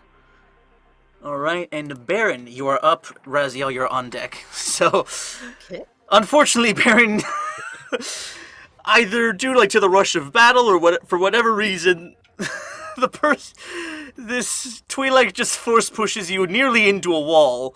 But you seem to shrug it off just fine, and appears like most of the Morgukai are dealt with. You still have the Berserker sort of standing strong and trying to attempt to either kill you or the boy, or he's just kind of malfunctioning at this point, just looking to both you and the Zabrak kid, and just trying to make out who is the best target. So what are you doing? I'll attack straight away with the best guy. Alright, go right ahead. Plus 12, that is a 30. Christ! Alright, another d20. Another d20, did you say? Yes. Okay, that is a 10 plus 12, that's a 22. Alright, normal attack damage? That's 11 kinetic damage. Okay. Oh, I will say you notice that for whatever reason, even the Beskar, this Berserker is taking these hits quite well. And he will as you string you swing on him, and he you hit his hand, but he sort of grasps the blade almost for a moment as he pushes it off. But yeah, that will strike true. You still have a second attack. I do. I'm gonna swing my other one at him. That is 8 plus 12. That's 20. Can he do the thing? I think he can, maybe just barely. Nah, no, he can't. Yeah, so go ahead and roll damage. That is 10 kinetic damage. Alright, and another d20, just in case. Okay. 19 plus 12. That is 31. Alright, now third and final attack. You're going in? Yeah, sure. Alright. That is a 23. 23, that hits. Plus 7. That's 14 kinetic damage. Alright, yeah. This berserker, like, he's holding his own for a moment, and now, like, he's getting pretty rough. But, like, yeah, like, it's only a matter of time before he drops at this point, but yeah. That is everything. Are you changing your position? No, I'm gonna stay and hopefully finish him off. Alright, I'll say you do notice that there was a clone sort of standing at the edge of the glasses, like, come up! Like, we're getting you out of here, kid! Just, like, directing that to you, Beren. He's like, oh god, I'm a kid? What? Okay. Yeah, you just notice he has, like, sort of almost Twi'lek-like leg goo painted on each of his, like, shoulders across his chest. He appears to be very much a medic. You can tell at a glance, looking at his painting design. Yeah, I would, from my backstory, I'd probably recognize the GAR's, like, medic symbol. Oh, yeah, for sure. Dead giveaway there. Yeah. Right, and you're staying right there, or you're going to move closer to where he's at? I think Beren will indicate that he's heard by doing kind of like after he's finished driving this Basket through his target, rip it out, and then does like a cocky like 2-finger salute like he's heard. Nice. It goes like, I can help you out, kid. Just, we'll patch you up real quick. All right. Roger, roger. Oh my god. Are you doing anything else, or are you staying right there? I'm staying there. All right, Raziel, you are up. All right. You said the berserker's looking pretty rough. Yeah, he's pretty hurt, and I will say, now, like, I'll say, like, it's something you can feel, that now your saber is functional again. Okay. Yeah. With that, he kind of notices that sensation as he's about to rush in. Kind of feels it. He tucks the Mando pistol away and then pulls back out the saber. Tries turning it back on. Mm-hmm. Yeah, and it works. Seemingly all right. Great. And he's going to use his movement to go up behind the berserker, flanking him. Yeah, plus giving 2. you a hand. And he's going to go in. Actually, do I want to? I'm going to do this. Bonus action. I'm going to do the same thing. Mm-hmm. Bonus action, all right, go ahead. The 2-weapon fighting. All right, go ahead. Going to first attack with the saber. Go ahead. Yep. 26. Yeah. What is it? Yeah, are you force empowering this? Yes. First level. First level, go ahead, give me 2d8. Okay. Okay, yeah, he is looking pretty mangled at this point. Yeah, go ahead and make another second attack.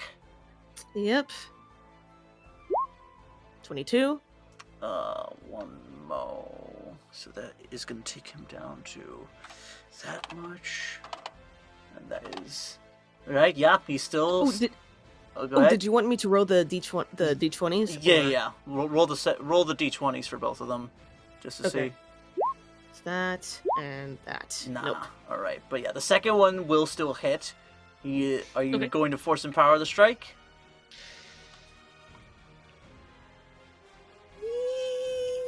Yes. All right, go ahead.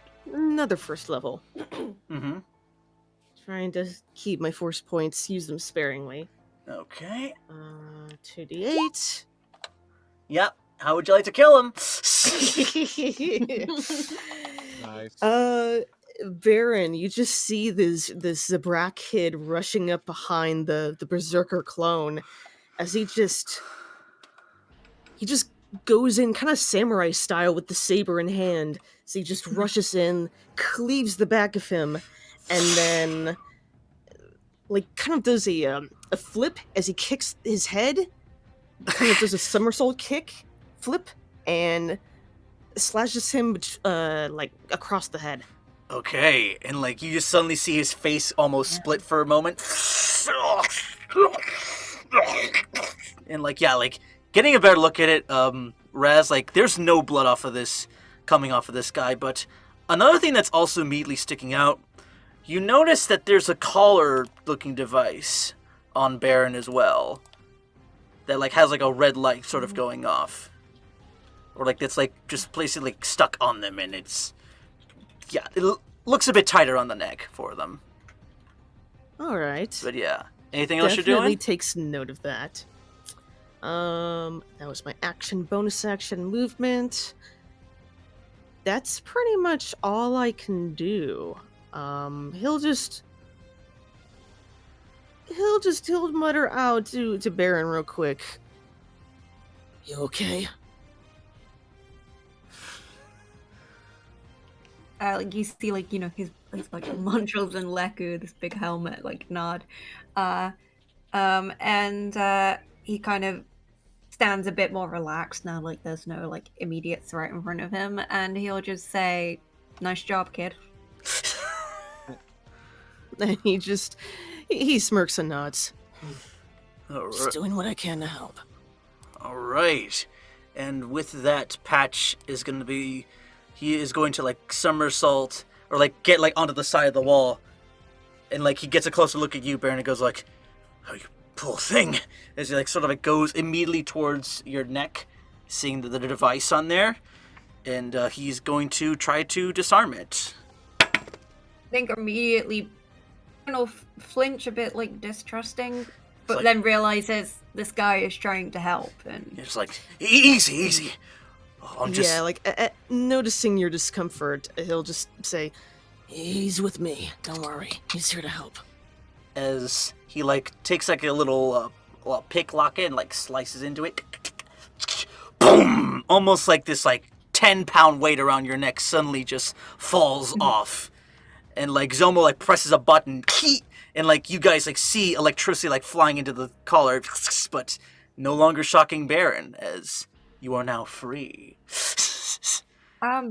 yeah, Baron kind of touches around his neck for a moment, and then he he kind of awkwardly reaches out and puts his hand on it is Patch, right? Yes, this is Patch. Yeah, on Patch's shoulder and says, "You're a clone, right?" Indeed I am. Leader of the... Commander of the 99th Battalion. So, under Jedi General Shir'iven. Then you have my thanks, brother. Well, come on. No time for pleasantries. We gotta move! As he's like starting like to climb up the wall, and like he offers a hand to like get everyone up. Shir'iven, you are up. Okay. Shiri's gonna get back to where she was. Yeah, that kind of expends my movements. Okay. Actually, wait. Hold up. Wait a minute. Hold up! Wait just a darn minute. Wait just a burger flippin' second. Roger. Night speed. Night speed. Woo! Oh my god, yes. Ooh, nice. Alright. Chow. Alright. You has Kurt Xiao. Fuck me. Like when they say, we gotta get out of here. Shiri's like, right then. Immediately fucking... Blow up! Alright, and I'll say you immediately just sort of like bum rush the wall, like do like a flip jump right next to Viper. Alright, and you still have extra movement if you want to like I'll say like you hear from R7 it comes,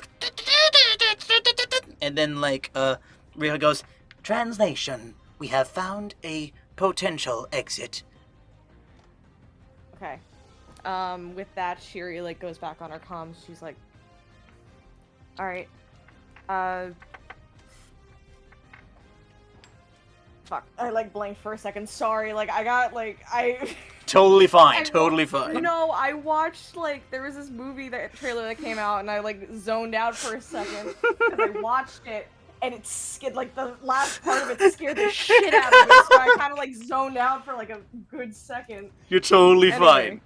But yeah, I'll Alright, say, like, they indicate that the exit is the way they came, so the way they were Got it. leaving, so it's towards Just that play it direction. up as Shiri randomly remembers the horrors of war for a moment there.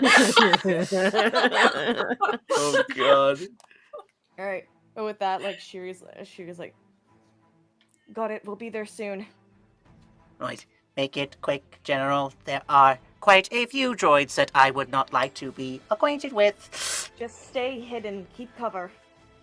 Of course, General, As ceases, and you still have movement, and you're just going towards that position. Shiri kind of, like, looks to the group, like, do you want me to try and hold them off? Just take the lead, General. We'll follow behind. Right. And with that, how much movement do I have? Because I was like, yeah, I have a little bit. I could probably get to, like, the statue. Yeah. You can get just past the statue, we'll say. All right, Viper, it is your go. You still have a commando droid piloting, and I'll say on your turn, the other droids are starting to, they're slowly starting to, they're gonna dash on the way over, but that's everything they can do. They're just getting in view of you. Alright. So, yeah, and you still have one under your control. What are you doing? Alright, so I'm gonna,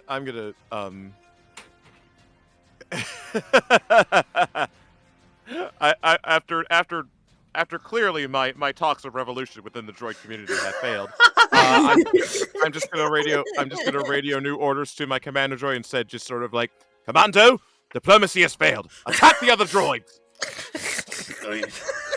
Diplomacy has failed.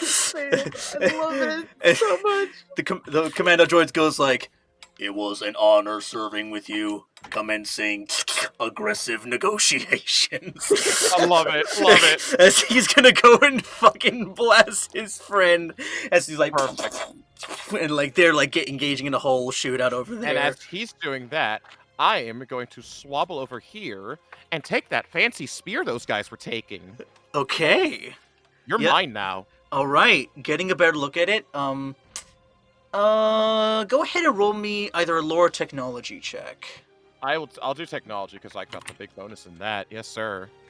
24. 24. You know this weapon is made of cortosis, a weapon, metal that is quite rare, but it is known to short out lightsabers if it has come into contact enough times, or it's like if one strikes a lucky enough blow or blocks, it can short out a saber for a few seconds, but enough to gain a tide in combat. But yeah, that's what you know, just so immediately picking it up. All right, so you're coming with me. I backpack that. All right, so you now have that, and you still have movement if you like want to like use your jetpack and like take Raz or anyone else out of there. There's already a clone. Yeah. Zomo can cope. Zomo can cope. And that droid's gonna do the best of the work. So I'm guessing we're getting the fuck out. Yeah. Pretty much, yeah. I'm guessing we're getting the fuck out. Before. Hold on. What's the range for? Hold on. It's probably like a long ass shot, but hold on. 5, 10, 15,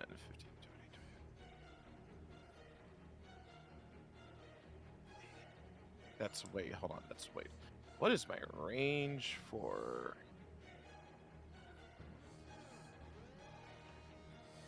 Hold on. What the fuck? What was the range for a bowcaster? I forgot again. 45 or 70, I think.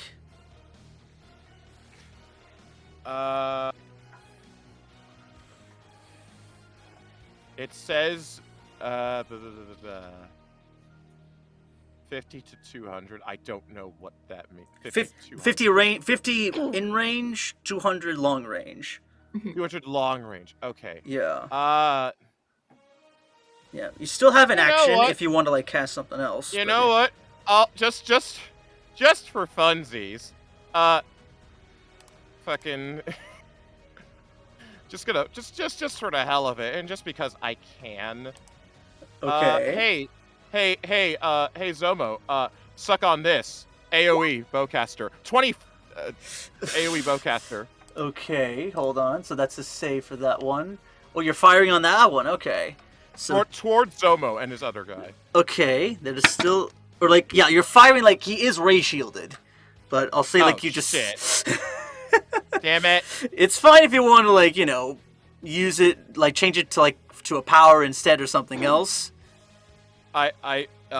Hold on. I rescind my fucking thought. Hold You're good. on. You're good.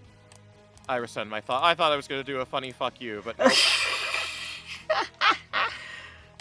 Nah, screw it. We already, I got what I wanted, and we're already fucking doing enough as is. Let's go. All right. Yeah, you want to just fly out and like just give chase to Sherry? Yeet. Mm-hmm. All right. I'll say I'll put you right there. But yeah, I'll say like yeah, since it's the top of your turn, like Zomo goes like on the overcomes goes like, "This is not a drill. We have intruders in the facility.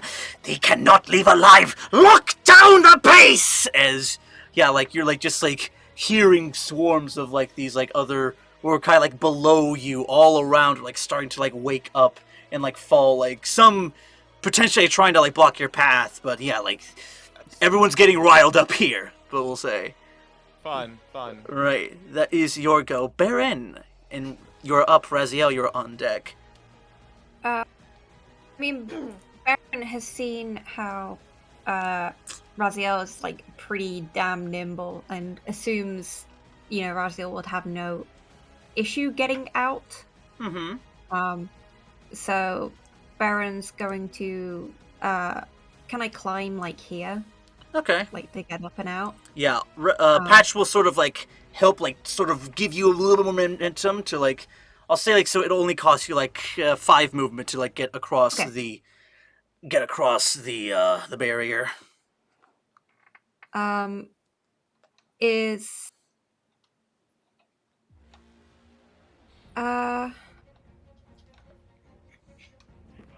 yeah, I guess. I think it's. I know Raziel could probably handle themselves. It's like, do I move forward It's like, and leave people behind, or It's like, does your character know? yeah, You did But I catch the mean, J like, guys at least. yeah. I mean, Beren just saw Raziel take out the berserker, so like, he's like, this kid clearly has a handle on it. So like, he'll jump down and he'll probably, I would say, like, go back here because then enough to cut off any pursuit or anything from anyone. But yeah, he will give like chase after Shiri and Viper, but keep close enough that Patch and Raziel can easily catch up, and he can easily get to them if he needs to. Okay. All right. And I'll say right around your turn, Raz, you see sort of like this metal bit is rising up from the dome, just, and it's about to like close. Like it's slowly pulling, closing like up ahead of Patches, like, and he looks at it, goes like, "That can't be good." As he's like trying to like reposition himself to try to get out just before the thing like starts like closing before it's too far for him. What are you doing? Oh boy, yeah. With that, Raz is rushing forward to Patch. Okay. Activating your boots. Actually, no, because Patch is getting caught in this. Yeah. He's gonna save something for him for a bonus action. Okay. So how many feet of movement does it take to get out of this dome? It's a 30 feet high. Like, it's a pretty high up wall. Shoot. Okay. I'll say, like, I saw you're- I saw Patch helping Beren, so I was like, yeah, like, if he how- wants to, like, he can, like, help you get you out, 10, but 15. yeah. Wait. Um, Yeah, he'll Baron will shout, can I actually, like, on my turn, can I just rescind it and rewrite it that I got my grappling Oh yeah, hook you got ready? it. Yeah, I'll see Okay. you have it back. Good. Then I'll aim it at Patch. Okay. And as I can see, like, Raz kind of, like, being like, do I shove Patch? Do I jump first? Like, what do I do? I'll just shout to Raz, kid, like, jump, save yourself, I've got this. Okay, so I'll say, just so it's clear, you're doing this non-lethally so it doesn't pierce Yes, his... oh god, yes, fuck. Okay, just to be sure, so I don't want fucking I'll- Patch freaking out. A fucking grappling hook yeah, goes through his head. But no. He's a medic, so he's got the big, like, medic pack on, right? Yeah. So I'll aim it so it goes through, like, the top part of the pack and punctures through to get, like, a grab on him. Okay. So yeah, like Raziel, you're like, yeah. I'll say, like, yeah, it's a free easy hit. But yeah, like Raziel, like Patch just sort of turns to you and goes like, "Kid, get out of here! It's not safe!" As suddenly, phew, he gets fucking just shanked by Beren just by his back, almost just like he got pulled away by a fucking murderer and a slasher, and he just like lands like ass first at your feet, Beren. I'll make the effort to catch him so he doesn't hit the ground. Go ahead and make me a strength check. Oh yeah, I'm good at strength. Yeah, it's all good. It's all good. Yeah, nat 20. Yeah. Thank Yeah. you. Damn. Thank you. Question. Thank you. Princess it's his Carrie? gay superpower to capture him. You know, like perfectly. Yeah, like the proper like dip, like in a dance kind of catch. Like if you could see him blushing through his helmet, he would. God. He will make the Man. effort to lift, to lift him up and support him. Look him like dead in like the helmet, like obviously where his eyes would be. And says, "I don't leave a brother behind." And he goes like, Awesome. yes, sir. And he's just collecting himself. He like brushes off the dirt. And, Happy Pride Month, everyone! Happy Pride! Happy motherfucking Pride! Let's go! Get your gay on. Get your gay on! Alright. And I'll say, Rez, you want to just use your turn to just fly and dash out of there? Yeah, after hesitating about like not wanting to leave Patch behind, he suddenly sees him get yanked out of the dome, and he yells out, "Thanks!" And he bonus action activates his boots and is getting out of here. I don't know how far that can take me. Oh yeah, like if you're action dashing, you can get like right behind. If I can check with the thingy, yeah, you can get right ahead of the statue, like right about there. Say. Okay. I'll get here. All right, but yeah. All right, I'll say just to speed things up. As we're through this first leg of this journey, you guys will sort of exit this area with, like, you just barely like get out in time before the door to this hallway closes behind you, and like now like you're just like you suddenly realize how much of a maze this place is. It's like you're seeing all these turns but slowly like R7 and Recon are like telling you like where to go, but. At this point, we'll be taking a quick break. Oh my fucking god. And we will get back to the action in just a moment. So stay right there, folks. We will be right back.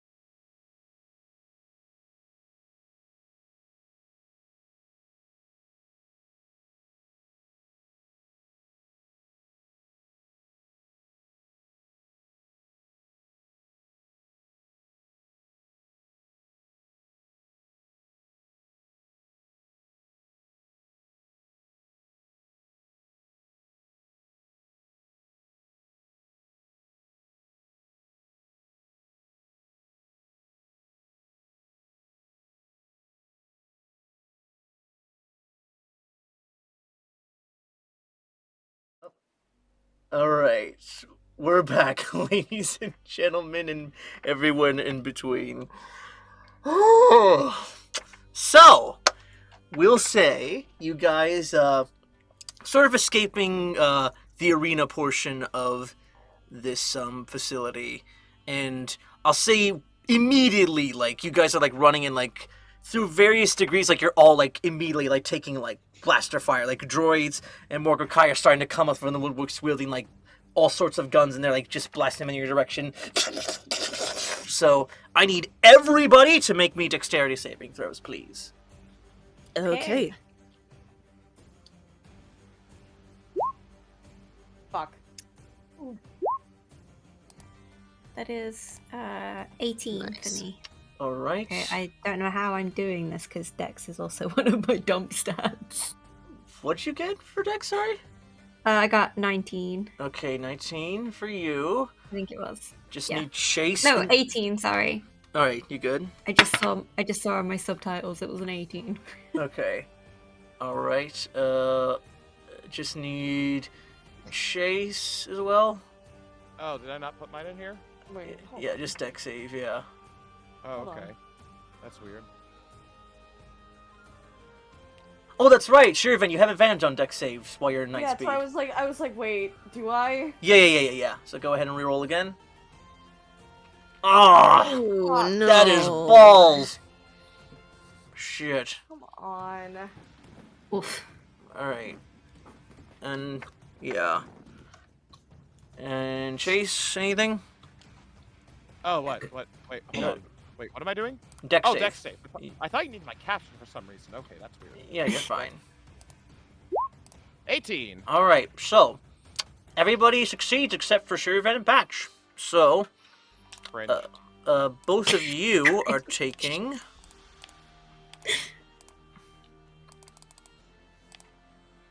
30 points of damage. 30 or 13? 30. Oh, Everyone else halved who succeeded. I will mark that off. does Patch get advantage at all considering I'm carrying him? I'll give Is him he the like- I'll give him the reroll. Oh, At wait. least. I don't want to. Yeah, I'll just take it. Fuck it. Yeah, I'll say yeah. That'll save him, so he also What succeeds. the fuck? But yeah, go ahead, Shir'iven, make me a con save to maintain night speed. Let's see. Oh, that's Good good. Con save. That's a good save. 23, yeah, you're fine. So you guys are just rushing on through, and well, let me just make sure. All right, yeah, oof. You guys are just rushing through a hail of blaster fire, and like slowly, like you see R7 and Recon like find like a pivot in the wall, and like they wave off to you to like turn in there. Mm-hmm. And like as soon as like Shiri sees them, she fucking immediately gets in there. And they will lock the door behind you. And then, as you guys turn around and get used to your immediate surroundings, you realize you are now in the armory of this facility, it looks like. And Patch kind of like looks like... Patch, like, you still holding him, Beren, he goes, if you wouldn't mind, Oh, sorry. you quite fit there, as he kind of like in a friendly manner, like sort of punches you in the bicep. I'm gonna say, Baron gives him like a friendly punch back, but it's kind of hard enough because of how Oh yeah. how big his strength stat is. So he just kind of like knocks him slightly. Oh yeah, he goes like, oh yeah, real. You're quite the one of the stronger Tagrutans I've met. Wait, hold on a second. As he Rez kind is of just like raising an eyebrow at this interaction, kind of amused. as he kind of like as he like kind of like goes I'm sorry if this is a bit much. I know we all just met, but would you do the favor of removing your helmet? Yeah, Beren looks at everyone and then specifically looks at Shuri, and removes his helmet. So, like, you hear the hiss of like the air seal, and he slips it off over his montrals. Pretty easy, and you can actually see like the helmet's been really like well shaped to fit his montrals and Leko in. Takes it off, and you see a Togruta with he is almost entirely like grayscale in coloring, with black and white montrals, and gray skin with white markings. He has like two on one on either side of his cheek, and then a matching set above on his brow, and a small dot in the middle. And you see that his left canine is slightly longer than the rest of his teeth, so it overhangs his bottom lip. And he has reddish orangey eyes. I would say kind of like a Sith, but obviously he's not a Sith. Just that kind of coloring that matches the paintwork on his armor. As like you remove the helmet, he like takes off his helmet and goes like, "Well, I'll be Beren him." As he like sort of like offers a hand to you, he's like, "How could I have missed?" He does Patch like have like any of the facial markings that some Oh no, clones have? yeah, like he is just straight Django face, very very vanilla as far as looks go. Like even like the hair may be slightly like more combed over than a normal clone, but yeah. I mean, at this point, it wasn't it shaved for this mission, or Oh yeah, he did. Yeah, he shaved his head and has a little bit of a whisker buzz on his chin, I think. Yeah. He's got like very peach fuzz and like just a shaved head as he like offers a hand to you, Beren. Yeah, which I think Beren would have known the the select troops that he trained well enough to, like, the same way that the generals can recognize their clones pretty well, like different from each other. Would he have known either him by his number designation or his nickname? You would not. You've never seen this clone before. Oh, okay. And he'll firmly grasp Patch's hand, shake it, and say, "I'm sorry, have we met? I don't recognize you as a clone that I know." I've read your files. A lot of my recent additions into the 99th Battalion are trained from Camino and speak quite highly of you. I decided to do a little bit of digging and find out, got a little bit familiar with your history. Quite a decorated hero, even from a young age.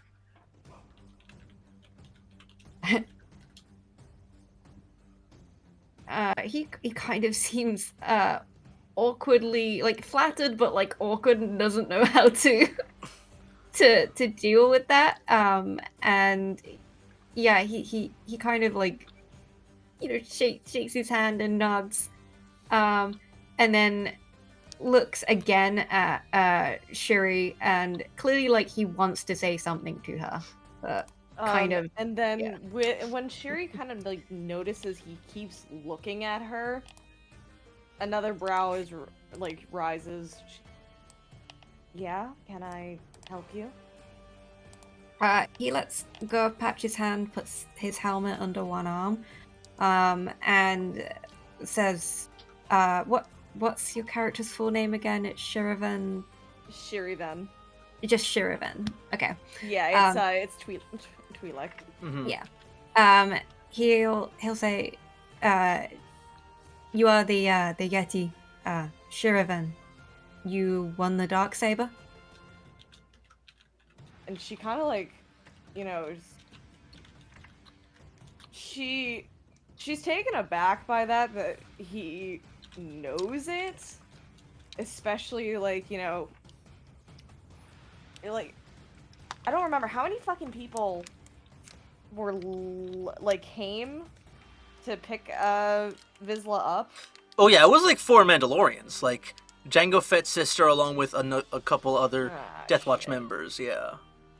And that scene like replays in her head of her like taking the saber from Vizsla just on a whim, and the actions she took afterwards, like the fucking Mandalorians bowing, she just like shakes her head. No, not the true holder of it. He frowns, but regardless, with his free arm, puts his hand into a fist, puts it over his chest, and says, "I am Beren Nim of Clan Rin. Me and my clan pledge our allegiance to you, Mandalore." And Shuri just like she shakes her head again. Please, don't call me that. As you wish. I'm not Mandalore, all right? Go ahead. Oh yeah, like Patch just sort of like goes like, "Is there something I missed?" Just kind of. And Shuri, like, she sighs and just kind of like leans, like she leans back against the wall and she starts rubbing her temple a little bit with her hand, and she's. Patch, remember that mission, the diplomatic mission that we took to Mandalore? Yes, yes I do, sir. Well, you recall when Satine was said to have been dead for a split second, right? For a couple of hours, she was incapacitated. Yes. As soon as she was beheaded, Raz fought with Vizsla, and during that time, I ripped the Darksaber from his hands. And it didn't occur to me until after the fight what I had done. Oh. But, and, obviously, Raz and Viper know what she did. Like, they knew what she did with the saber afterwards. All that Mandalore knows is that somehow Bo-Katan has the saber. Or something. Mm-hmm. And with that... Persuasion. Fuck! Whatever. Oh, Yeah, I'll say, like, yeah, like, you don't have Mm. to roll for it necessarily to, like, talk like, are you trying to, like, convince Patch, or what are you trying to do? No, just... Alright. It's the Baron, I think. Okay.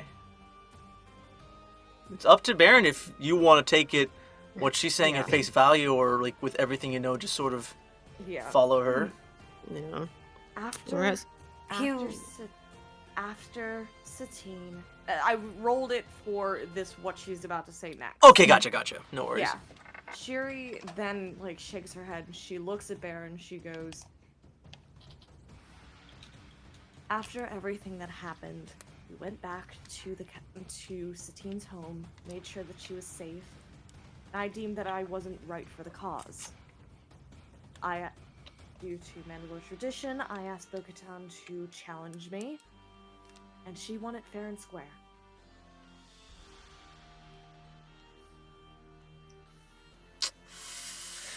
Yeah, that's why. Unless you want to tell you want to tell Sara to roll a deception check. Or insight, yeah. Or insight. Excuse me. For your deception. Up to you. I'm down for either or. I'll say, yeah. And Raz he's just kind of crosses his arms as you've been saying all this. He kind of grimaces, but doesn't say anything. Wait. Shit. I got- Actually, can I do something real quick, Cass? Yeah, what are you thinking? Oh. That. Oh my fucking god. Fuck. You're giving yourself the what? I'm Hold on. affecting mind. Oh my god. I need a wisdom saving throw from you, Sara. Are Fuck. you kidding me? Oh my I god. mean, Would Razi know Baron's that? not Rez, like you notice she is trying to cast this on Beren. If you would like to attempt to stop it, or I don't know if anyone has Sever Force, but I don't, but I he think I'm notices the it. only one. Baron will say like, I understand the circumstances that led up to you taking the Darksaber, and I understand your hesitance to be even considered the Mandalore. But currently on our planet, civil war is brewing, and we must take sides. And My allegiance as I is see it, no. Wait, as what was that? I'm sorry. Go ahead. as I see it, Bo-Katan, we can't allow a usurper like her on the throne. She's not on the throne. It's Satine. My allegiance is to them. Our allegiance from Clan Rin is not to Satine. Then I don't know what to tell you. True pacifism will lead to the destruction of Mandalore. The destruction of your Mandalore, though. and like Patra comes and goes like, I hate to butt heads, but the general is correct. As long as there are Mandalorians, the majority of them will fall in line with the Republic. Mandalore is aligned with the GAR, and you and your clan have offered services as others have as well. For what I've studied, a lot of them have aided the clones. As long as they fall in line or agree with the current rule of government, I don't really see the need for Shir'iven to have to confront that past. I understand, but at the same time, brother, you have not been to Mandalore currently. The clans are divided. No one wants to align with anyone out of fear that somebody is going to usurp and take the Darksaber. And it is in Clan Rin's best interest that Bo-Katan does not claim the Darksaber from her sister. It's bad. It is bad news to hear you say that, though. But since she already carries it. Will she do more harm than good with the saber?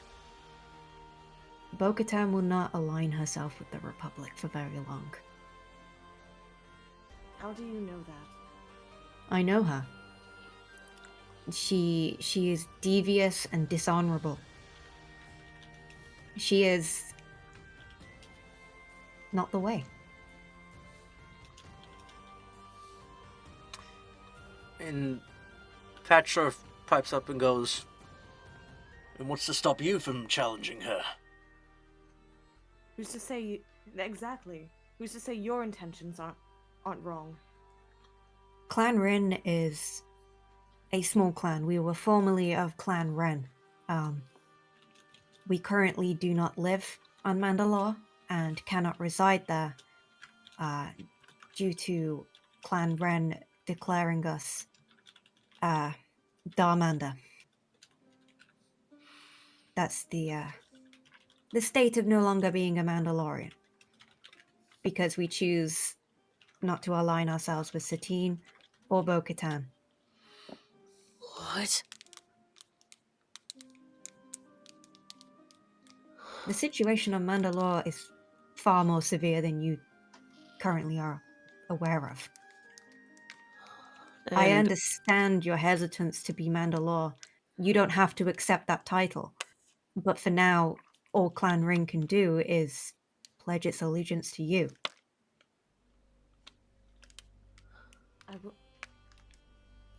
And Shiri, she looks frustrated for a moment. She looks Beren right in the eye and she just goes, I do not wish for that. I do not want this allegiance. It is not my way. I appreciate your traditions, but it's not my own. Please, just consider it. Consider helping us save Mandalore and preserve our culture.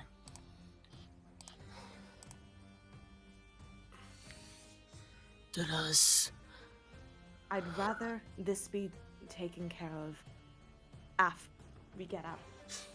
And like Patch goes, the general's right. This is a tight situation. The base has just gotten in lockdown. If there is a way out of here, we're going to be hard pressed to find it. Shiri looks to Viper. She looks first around the room. Are there any data pads on the walls or anything like that? I'll say like there's one like by the entryway, sort of like a shot. Shiri looks to Viper. Viper, you think you can get a reading of an accurate map of this place so we can try and figure out where this ship is so we can get out of here? On it.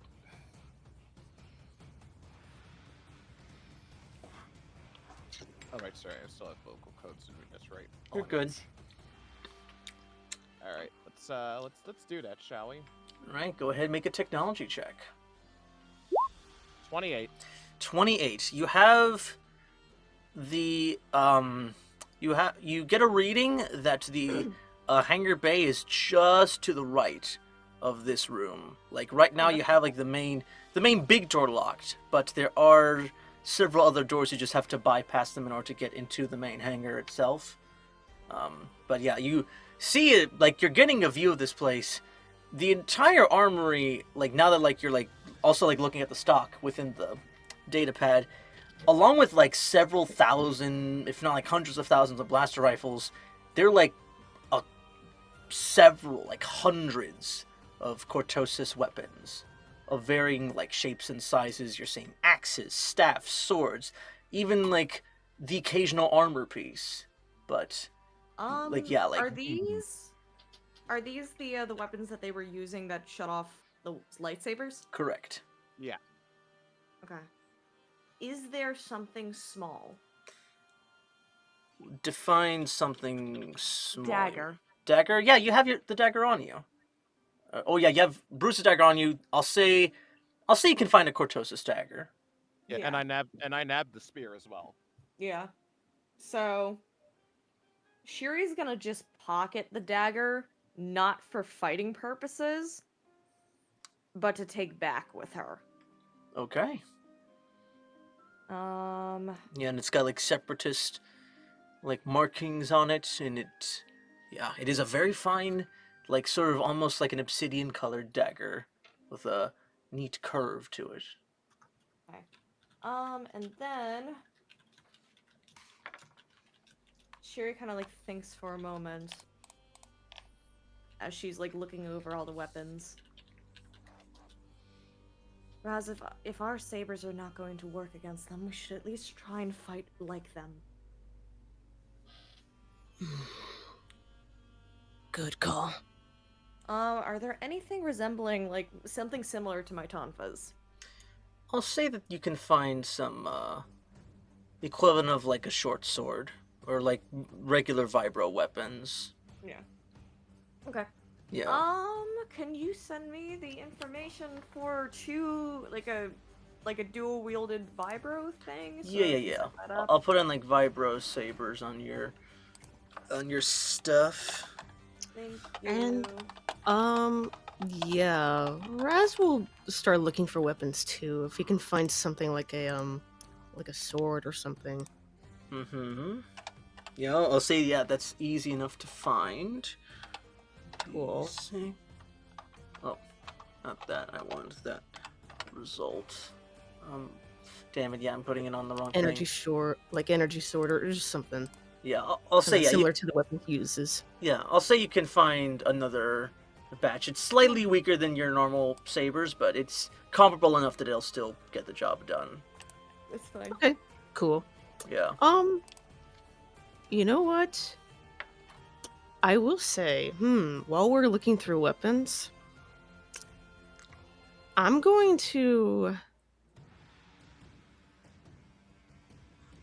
He's going to look at, Beren as he's rummaging through weapons. He's going to kind of give him an apologetic look. And then he's going to cast this real quick. Okay, let's see. Force Because Whisper. he might not be used to it, so he's just like kind of giving him a look. Sorry in advance. So Baron, you suddenly like hear like this whisper in your mind, and the voice is very reminiscent of Raz. So Except you'll hear more of his natural tone, which is more... It's more youthful, less kind of gravelly. You'll just hear him go, "Sorry about this. It might be weird to hear my voice in your head, but I wanted to ask, is what you say true about Mandalore being as bad as it is?"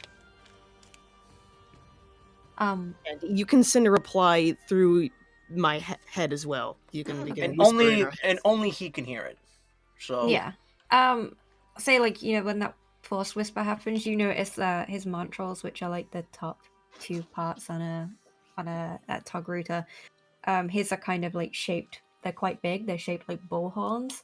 Like they twitch slightly, like they're trying to sense where the voice is coming from, but obviously it's like in his own head.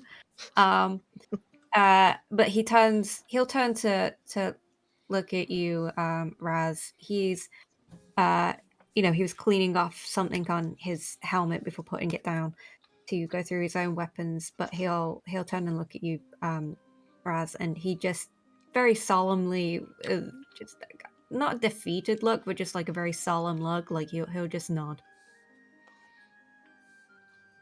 And he'll kind of looks a bit frustrated. I don't want to say angry, but like it's almost like there's a bit of guilt in his expression. But he sends another message in reply to your nod. "We'll have to converse more about this later once we get out. But I'd like to do what I can to help. No world should have to suffer through war." He just send a reply. He just says, "My thanks." And he'll give a nod in reply and grab some weapons out. all right. And yeah, Baron like goes back to like making sure his slug pistols are loaded, and that his blades are like, you know, haven't got any debris on them that could affect cuts and stuff. And I'll say, like, as you're working on just checking everything, Patrick comes, like, taps your shoulder and goes, I can't help but notice you are still leaking blood. If you would mind me giving you once over. Yeah, Baron will look down and like, you know, see like blood and stuff coming through on his flight suit under his armor, and he's kind of nonchalant about it, you know, kind of shrugs and says, "If you've got the supplies to spare, sure." Oh, and he like sort of like pulls out a med pack and goes, From his box that I shot through. yeah. He like feels at the back and like gets like a finger through and goes like, "Oh, I'm gonna have to pay for that later." And like he'll like pull out a trauma kit and like start pulling out stitches and bandages and begin to go to work on you if you allow him. Sure. All right, and like he's like he's getting rather intimate, but the second like he's first dazed for a second, seeing like how built you are underneath, like you got like a six-pack, like you're just chiseled like a god. And like, but the second like he sees the wounds, he's just immediately like zeroes in on them and like starts stitching. Goes like 1, 2, 3, switch again 1, 2, and like yeah, like he's like laser focused on. He'll probably also be a bit appalled that like because Beren's been in the Mandalorian fighting course since he was 11, so like he's covered in different scars. Oh yeah, he's zeroing in on the other fucking wounds. And yeah, I'll say like over like the course of this, maybe he'll go into like quite a bit of scars there. Must be a lot of interesting stories behind him. Beren shrugs and says, most of them are the typical injuries that, most younglings get when they get inside ammunition boxes. Oh yeah, I remember me and my mates, we always mess around with the LB containers with all those blaster rounds. Cuts everywhere.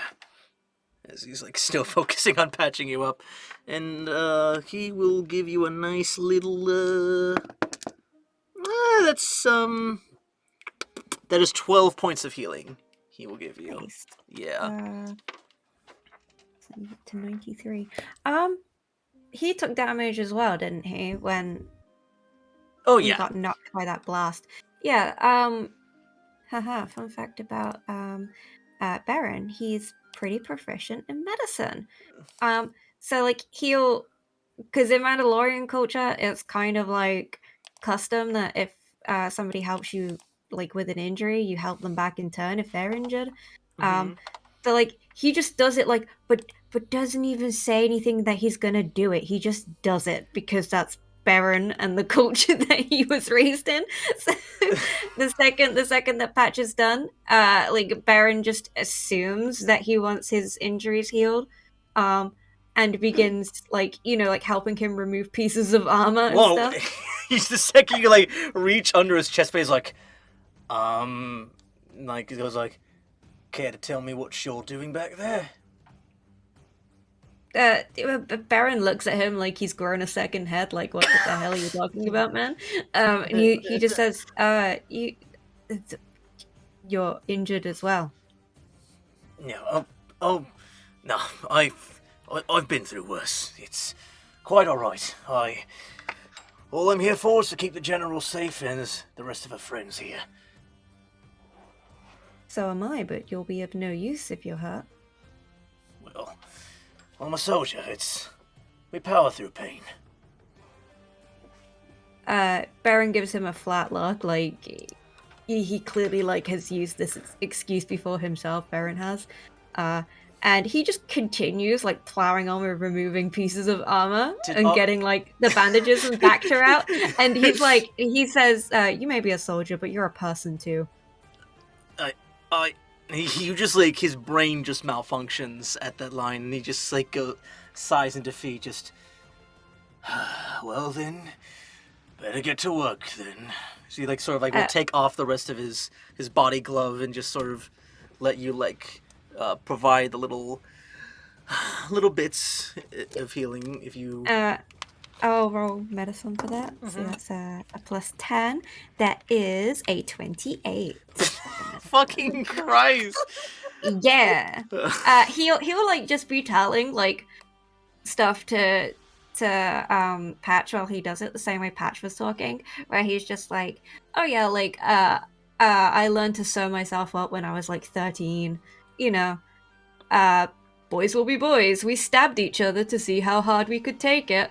Like at that line, he like starts sweating immediately.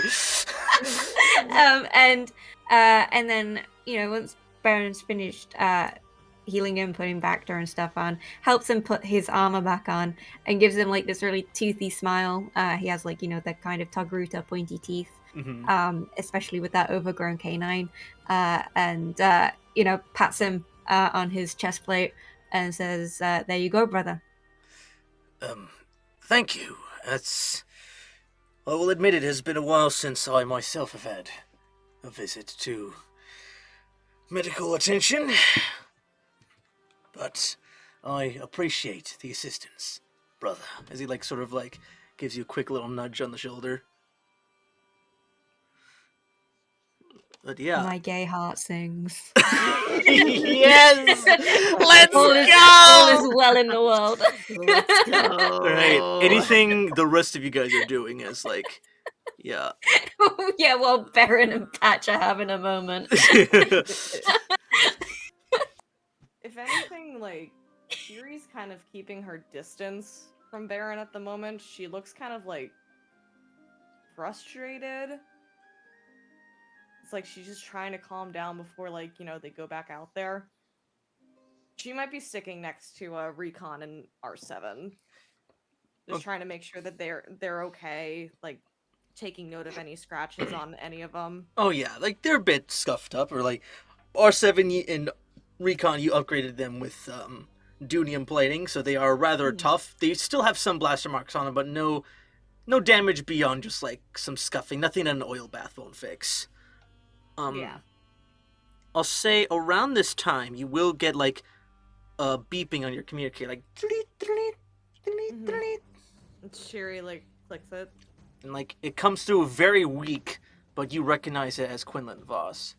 As he comes through, is like, General! Shiri! Any report? Quinlan? Quinlan, can you hear me? What's Salukavai? Hold on. Is there... Shiri's gonna, like, kind of wander around the room, like, trying to find a better signal or something. I'll say there is like a console nearby you can like plug it into, and like maybe have like R7 or Viper try to boost the range. Yeah. Shiri's gonna look to Viper. Viper, you mind? Yep. Just as he just finishes the door, he just sort of like just like reaches a hand out like a freaking like a dad working on a car, just like wrench. Shiri gives him her communicator. All right. Tech. Yeah, I'll say like it's easy enough to do for at least like this short time. You just like you tweak like the little range and like unscrew the inside and like get it inside it a bit, and then he goes like the signal starts instantly clearing up a little more. Just I said, what's going on Salukavai?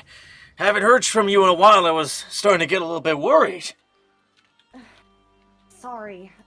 We found where Django's ship is. We're currently in the middle of the situation, but honestly, we have stuff to prove it, but you should warn the council of what we're encountering. Do you have any proof I can bring back? I can't exactly come in there empty-handed. R7? No, wait, Recon still has the recording. Wait, that's right. I have a recording on my reconnaissance droid, and I also have a dagger. Dagger of what? What was the name of the, Cortosis. Cortosis, yeah. Cortosis. He goes, if you could send over that tape to me, I can play for the council and see if we can get anything going. Right. Just warn them. The separatists will have Morgukai. That's their answer to our clone army. Like, eyebrows raised, goes like, the Morgukai? But they've been long gone for at least 200 years. That's what I thought. I'll send over the recording, but it's them. It's definitely them. He's like, immediately, like, looks more frustrated. I will discuss this with Master Yoda and the rest of the council. And, like, before he goes off, he goes like, quick question. I know this is probably not the best time to bring it up, but do you still need your voice all, like that? No, I'd much rather it be my normal voice, especially if we're doing this. As he goes to like where the remote is, and like he pulls it out and goes like he has a look on his face like, do I like it this way? Shiri notices it and immediately clocks him on it. She's just like, Quinlan, Viper immediately now's not the time. Please. Viper immediately reaches over, just like, oh no, Quinlan, you're breaking up. We can't. Pretty deep. Shiri kind of like hits his wrist a little, like stop, like a light slap. Light slap. Just ow. He goes like, all right. And he'll like sort of now like your voices are all back to normal. All of us?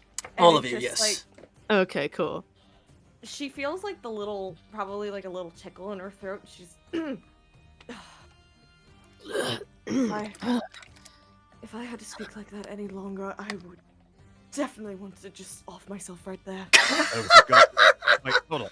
Wait, hold on. Is it gone? Mustafa. Oh, thank God, that lisp. That lisp. Normal? And Shiri looks. Oh my gosh, I sounded like a freaking someone trying to be like a kid's crusader or something. You sounded like you had a pack of death sticks every single day. You sounded like you had a womp right in your throat. Patch sort of interjects. Thank you. way- I'm so glad I don't sound like I'm dying anymore. By the way, Quinlan, thank you. Of course. Look, we don't know when we will be getting out of here. We're kind of waiting for the coast to clear, but we'll send over the recording as soon as possible. All right, just try to get it out of there alive. You have a tendency to cut things a little bit close. I know, just cover for us if they ask what we're doing. Oh, and by the way, Obi-Wan asked me to send a message over. He said, the message just cuts off. And Shiri like kind of Ooh. Quinlan?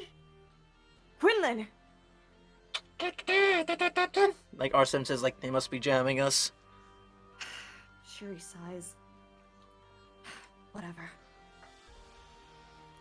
It's fine. We need to get that recording out there. Would the jam interfere that? Most likely. Shiri like sighs in frustration. And Recon goes, Approximation. If we were to fly to a nearby Republic system, perhaps the transmission could be delivered in that manner. Right. Alright. Priority is getting to that ship, and she's like speaking to everyone at this point. We need to get off this planet as soon as possible and inform the council of what we've noticed here. Right. But what about Beren? I don't know right now. My main priority at the moment is ensuring that this war doesn't get any worse with the Morgukai now involved in it. I'm sorry, Beren. I am. But this is not... Mandalore is not my responsibility. And I apologize for what it's fallen on my shoulders. I can't do that. I don't know what to do right now, and I need time to figure it out. And you can see that Shiri looks panicked for a moment. And well, Beren nods in understanding. He slips his helmet back on, and again, like, you know, warbled voice, kind of through his vocoder, he says, "Then for now, I will stay with you until you make your decision." So be it.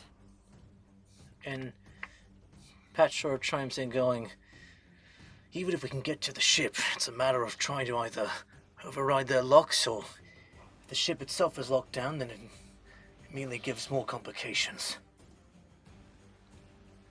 But we just need to... Is he like sort of like looks for like a welding kit?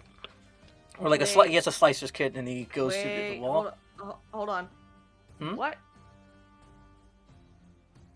Did the hut give us anything else other than the information where it was? He said he would move the blockade or near where the facility is, where the ship is, so you don't have to worry about flying flying past ships.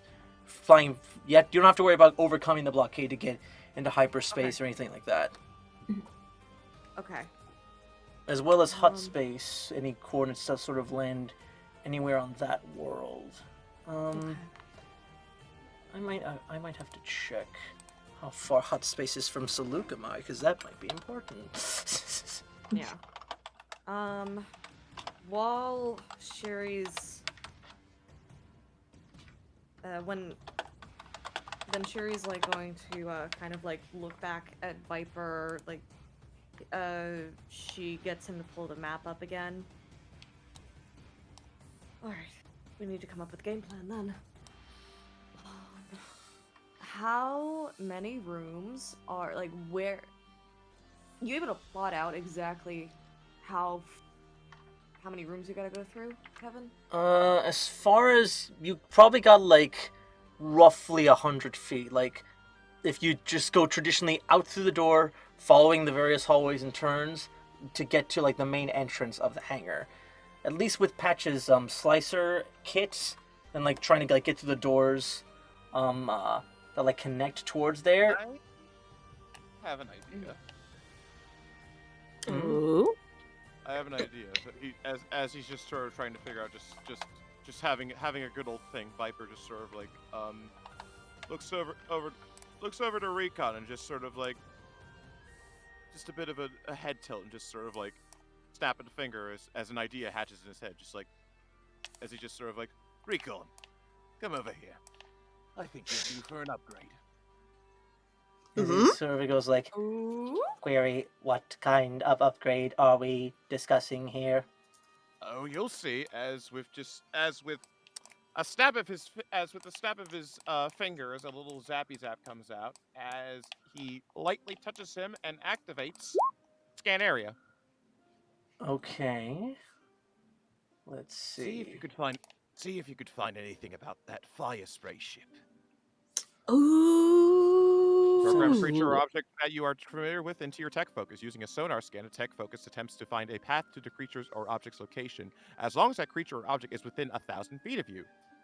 Creature or object is moving, you know the direction of its movement. The power can locate a specific creature or object known to you or the nearest creature or object of a specific kind, so long as you have seen such a creature up close within 30 feet at least once. We've been close to the fire spray, right? Oh yeah, you've been close to it at least once. Yeah. Perfect. Yeah.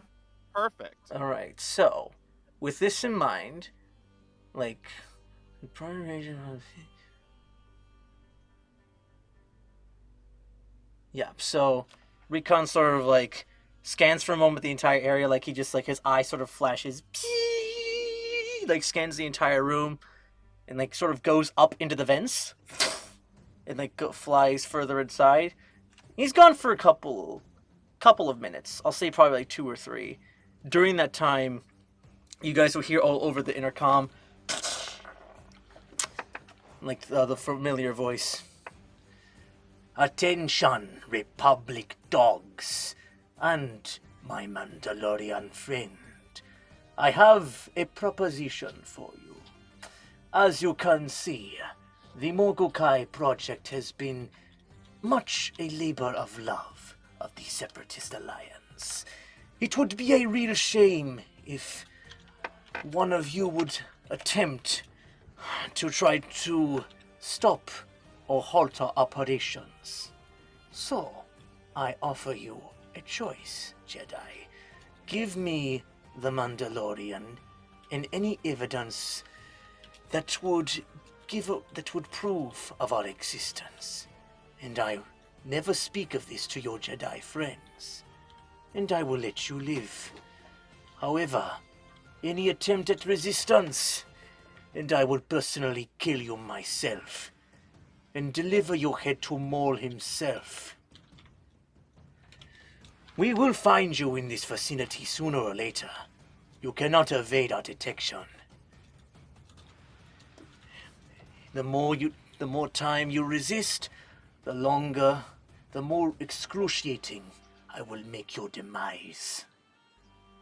And after that, I will ensure that the Jedi will all die a worse death than you. And it's like the transmission just ceases. Shiri immediately looks to the group, and she looks to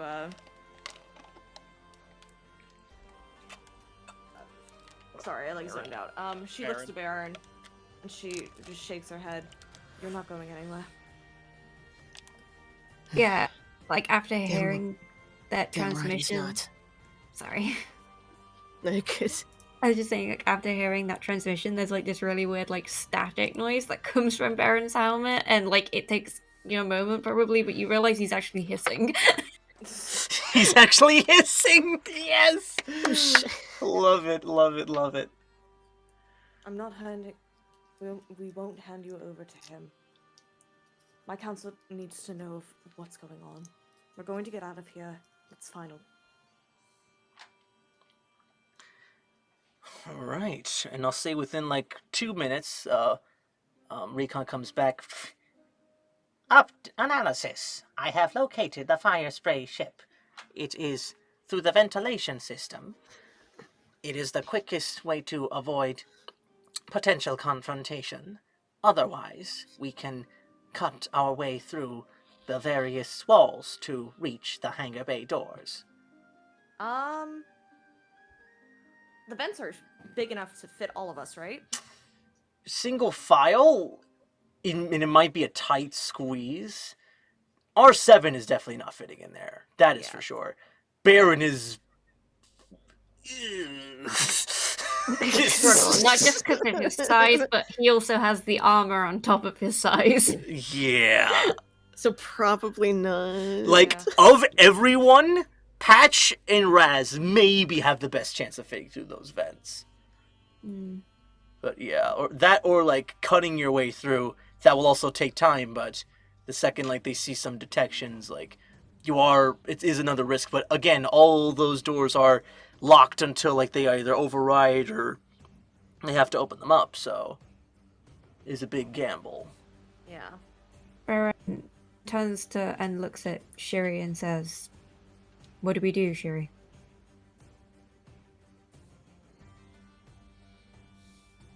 The only idea I can think of that could possibly ensure some form of safety. A lot of us will have to be wandering the halls. However, someone might need to get ahead of us and get the ship ready. Viper immediately raises his hands, just I'll do it. You're gonna be on your own. Recon will... Yeah, it might be best for...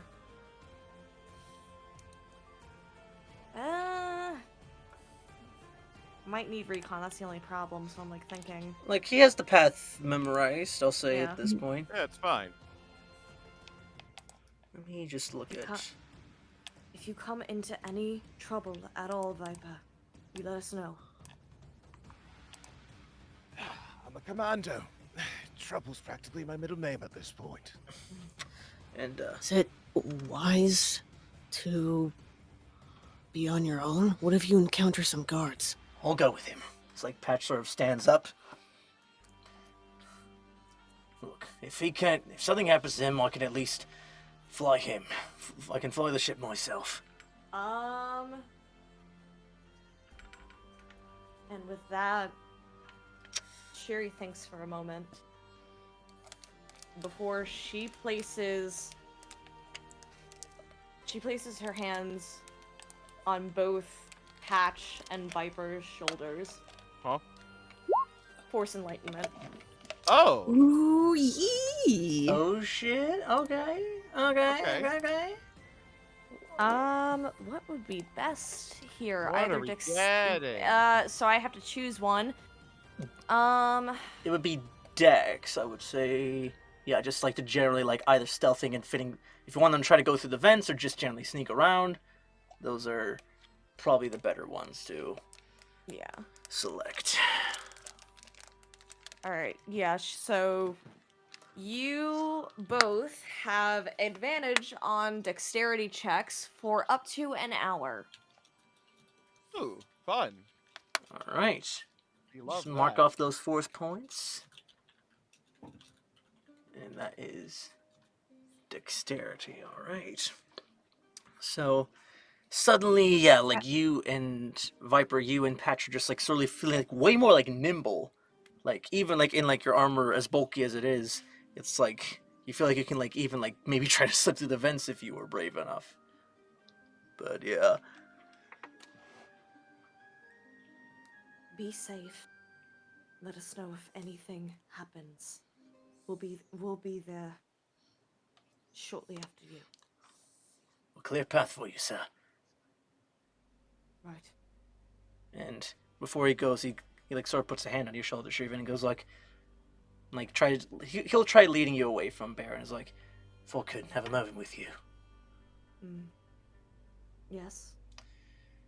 Look, I'm not a fan of it either. Hell, I think you being back as a Jedi is more advantageous in the war than helping Beren and her cause, but they are an ally, and they are a useful one. If nothing else, we have to at least appease their needs. It's what sometimes, in times of war, you have to make a tough call, and sometimes it's a decision you, in your heart of hearts, you know you can't make, but have to face it. I might not know Jedi culture, but theirs is one I'm more familiar with, and Civil War building is boring, then it's not something to take lightly. I understand that. I understand what it could mean for the future of the war. If it were to affect such a thing. Our priority should be here for right now. As soon as we are on that ship, we can start planning. Good. I just don't want any more people being left behind, sir. I know. Like, goes in for a quick hug. Yeah. Oh. She's hugging her boy. It's like, we'll be back before you know it. We'll radio you. We'll radio you. Alright. So. Good luck to you both. Can Beren be just kind of waiting by the vent? Yeah, I'll say. Just so I can quickly pull Patch aside before he goes. Oh yeah, that's fine. Okay. Alright, like he's like going. I'll say, Viper, are you taking the lead through the vents? Oh, me? Yeah, you, or do you want Patch to take point? I thought we were going just. Or like out to there, sneak but around, yeah, or like however you want to go about it. I figured we go through the halls like Metal Gear Solid style because I felt just like we'd be too heavy, I guess. But we can do vents as well. Okay. I mean, it's literally like, it's about just clearing the path and everything. So I guess it's whatever. You can take the shot here, dude. Yeah. You have the advantage on dexterity. So if you go through the vents, your stealth is gonna be fine. If you're sneaking through the halls, your stealth is gonna be fine. Yeah. Yeah, let's go through the halls. All right. Right. So yeah, Viper's taking the lead, and Beren, you'll see Patch coming right behind them, just geared up as best they can be. Yeah. Yeah, Beren will quickly, pull him aside. And he'll take from, he'll unbuckle from his belts around his waist. He'll unbuckle a holster and hand it over to Patch and says, think you'll need a weapon with a bit more firepower. And in it is a slug pistol with 2 slug cartridges. It does rapid 8 shots and reloads after 16 shots. Jesus. And yeah, it looks like a bit more of like an older traditional model of a slug pistol. So like it kind of shows its age, but it's clearly like well cared for. And there are like tally markings in the holster as well, like engraved in the leather. You hand it over, and even though he's got his helmet on, he still smiles as he hands it over and says, "And I'll be wanting it back, so you better come back." Patch sort of like laughs for a moment and goes like, I can't take this, Beren. Weapons are your religion. If it's yours. I have my trust me, my little girl here. She may not look like much, but I have things to make her a little bit tougher.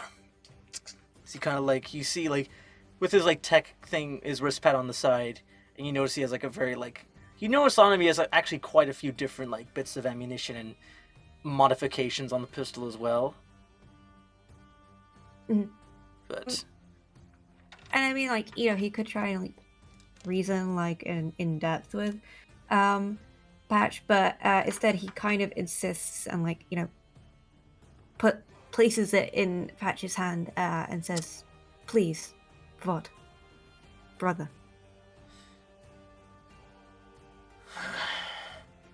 and he like sort of like reluctantly takes it. Goes, not really my style, but I appreciate the thought, Beren. You'll appreciate it when it rips through people's armor. I will keep that in mind. Literally that one meme of "parry this, you fucking casual." Nice. All right, as he sort of like cocks it and like loads it up and goes, right, I believe the way. Is he like he's sort of like very SWAT style, like he'll put one hand on your shoulder, Viper, and his other hand he's just holding onto the slug floor as like you begin leading your way out to the armory.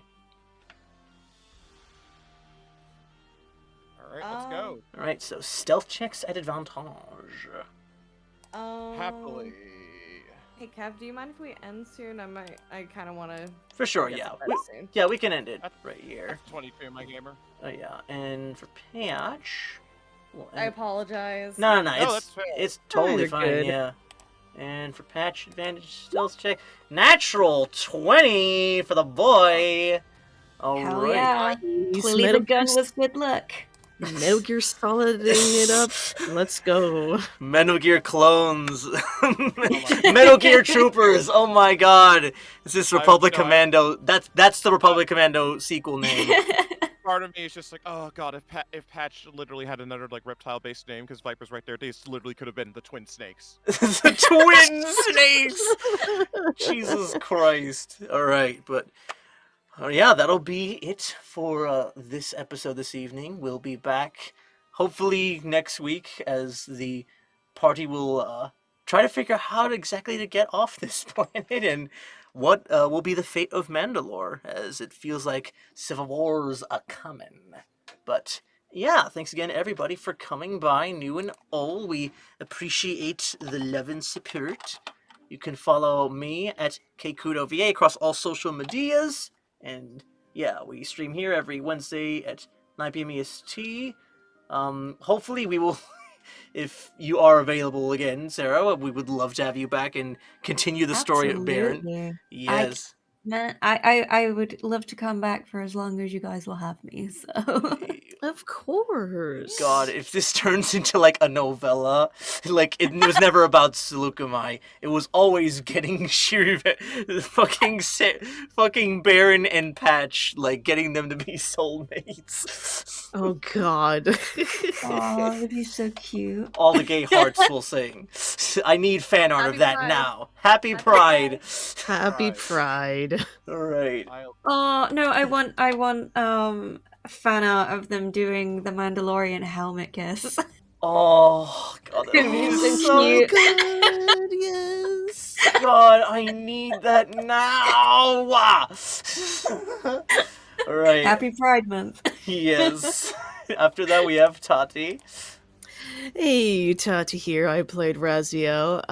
You can follow me on the Twitters at Tati the VA.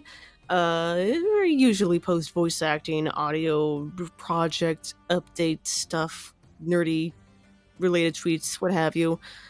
Not a whole lot from my end, but still working on stuff. Besides Revenge of the Crit, you can also follow me in three other campaigns. usually every Tuesdays at yeah, I'm just making sure I'm not muted. Every Tuesdays at 6:30 p.m. PST via Orion VA's Twitch with the World of Eris, as well as Curse of Strahd and Ghosts of Saltmarsh every other Thursdays, usually at 7 p.m. PST via Dungeons May Cry's Twitch. That's all for me. Nice. After that, we have Le Jinkles. Sorry, I yawned. Excuse me. You're good. Hi, I'm Jinkles. You can follow me at lovejinkles on twitter.com, where I post voice acting stuff. Hopefully there's some news that happens within the next week or so, so yeah. Yeah, fingers crossed for you, friend. Fingers crossed. Alright, after that, we have our good boy Chase. That's me. That is me. Hello, everybody. My name is Chase Speck. You can follow me over at Twitter at the Chase Speck, and on YouTube at Chase Speck as well. Nothing new for me, but recently I was in a Jackbox stream with a lot of funny voice actor people. Some of you you're familiar with. I don't know, just a few, man. Tom Schalk, Funny Wes, Chris Voiceman. Just some to name a few. Oh, nice! The stream already happened, but you can check out the VOD for it right over here. It was a nice, fun thing. We got way into stupid stuff about Pilk, and I'll leave it at that. Alright. And last but certainly not least, our new face of the table, Sara, or Mustang. Hi, yeah, I'm Sara or Mustang. You can follow me on Twitter over at Mustangsart. Yeah, pinned tweet is the combat wheelchair, so it's very easy and accessible to find. And I've got a bunch of stuff coming out, including a new update for the combat wheelchair, and there will be a nice fancy print-on-demand version happening at some point, hopefully this year, or maybe at the beginning of next year. Turns out it's a lot of work trying to get stuff together like that. But yeah, I played Beren, the Togrutan Mandalorian, and who is apparently now Patch's star-crossed lover. I had a great time, so thank you so much for asking me to join you guys. Yes, I hope Beren gets a happy ending. I know Star Wars is really not great about handing those out very often, but we try our best to. We could make a special pass for the clone. Let the clone be happy. Trust me. We'll carve the happy endings for these unsung heroes. We'll make it a thing, damn it. Yes, we are all, as all Clone Wars fans and Sims, I think we can all agree the clones deserve a happy ending, at least with a couple of them. They all They all deserve better. I'm here in the Fives Deserved Better Club. Thank you. Thank you. Well, yes, thanks again, everybody, for coming out and coming by. We appreciate you checking us out. We'll be back next week, same bat time, same bat place. Remember to stay safe, wash your hands, wear your masks, get vax, get boosted. We love you all so very, very much. And remember, may the rose be with you, always. Good night.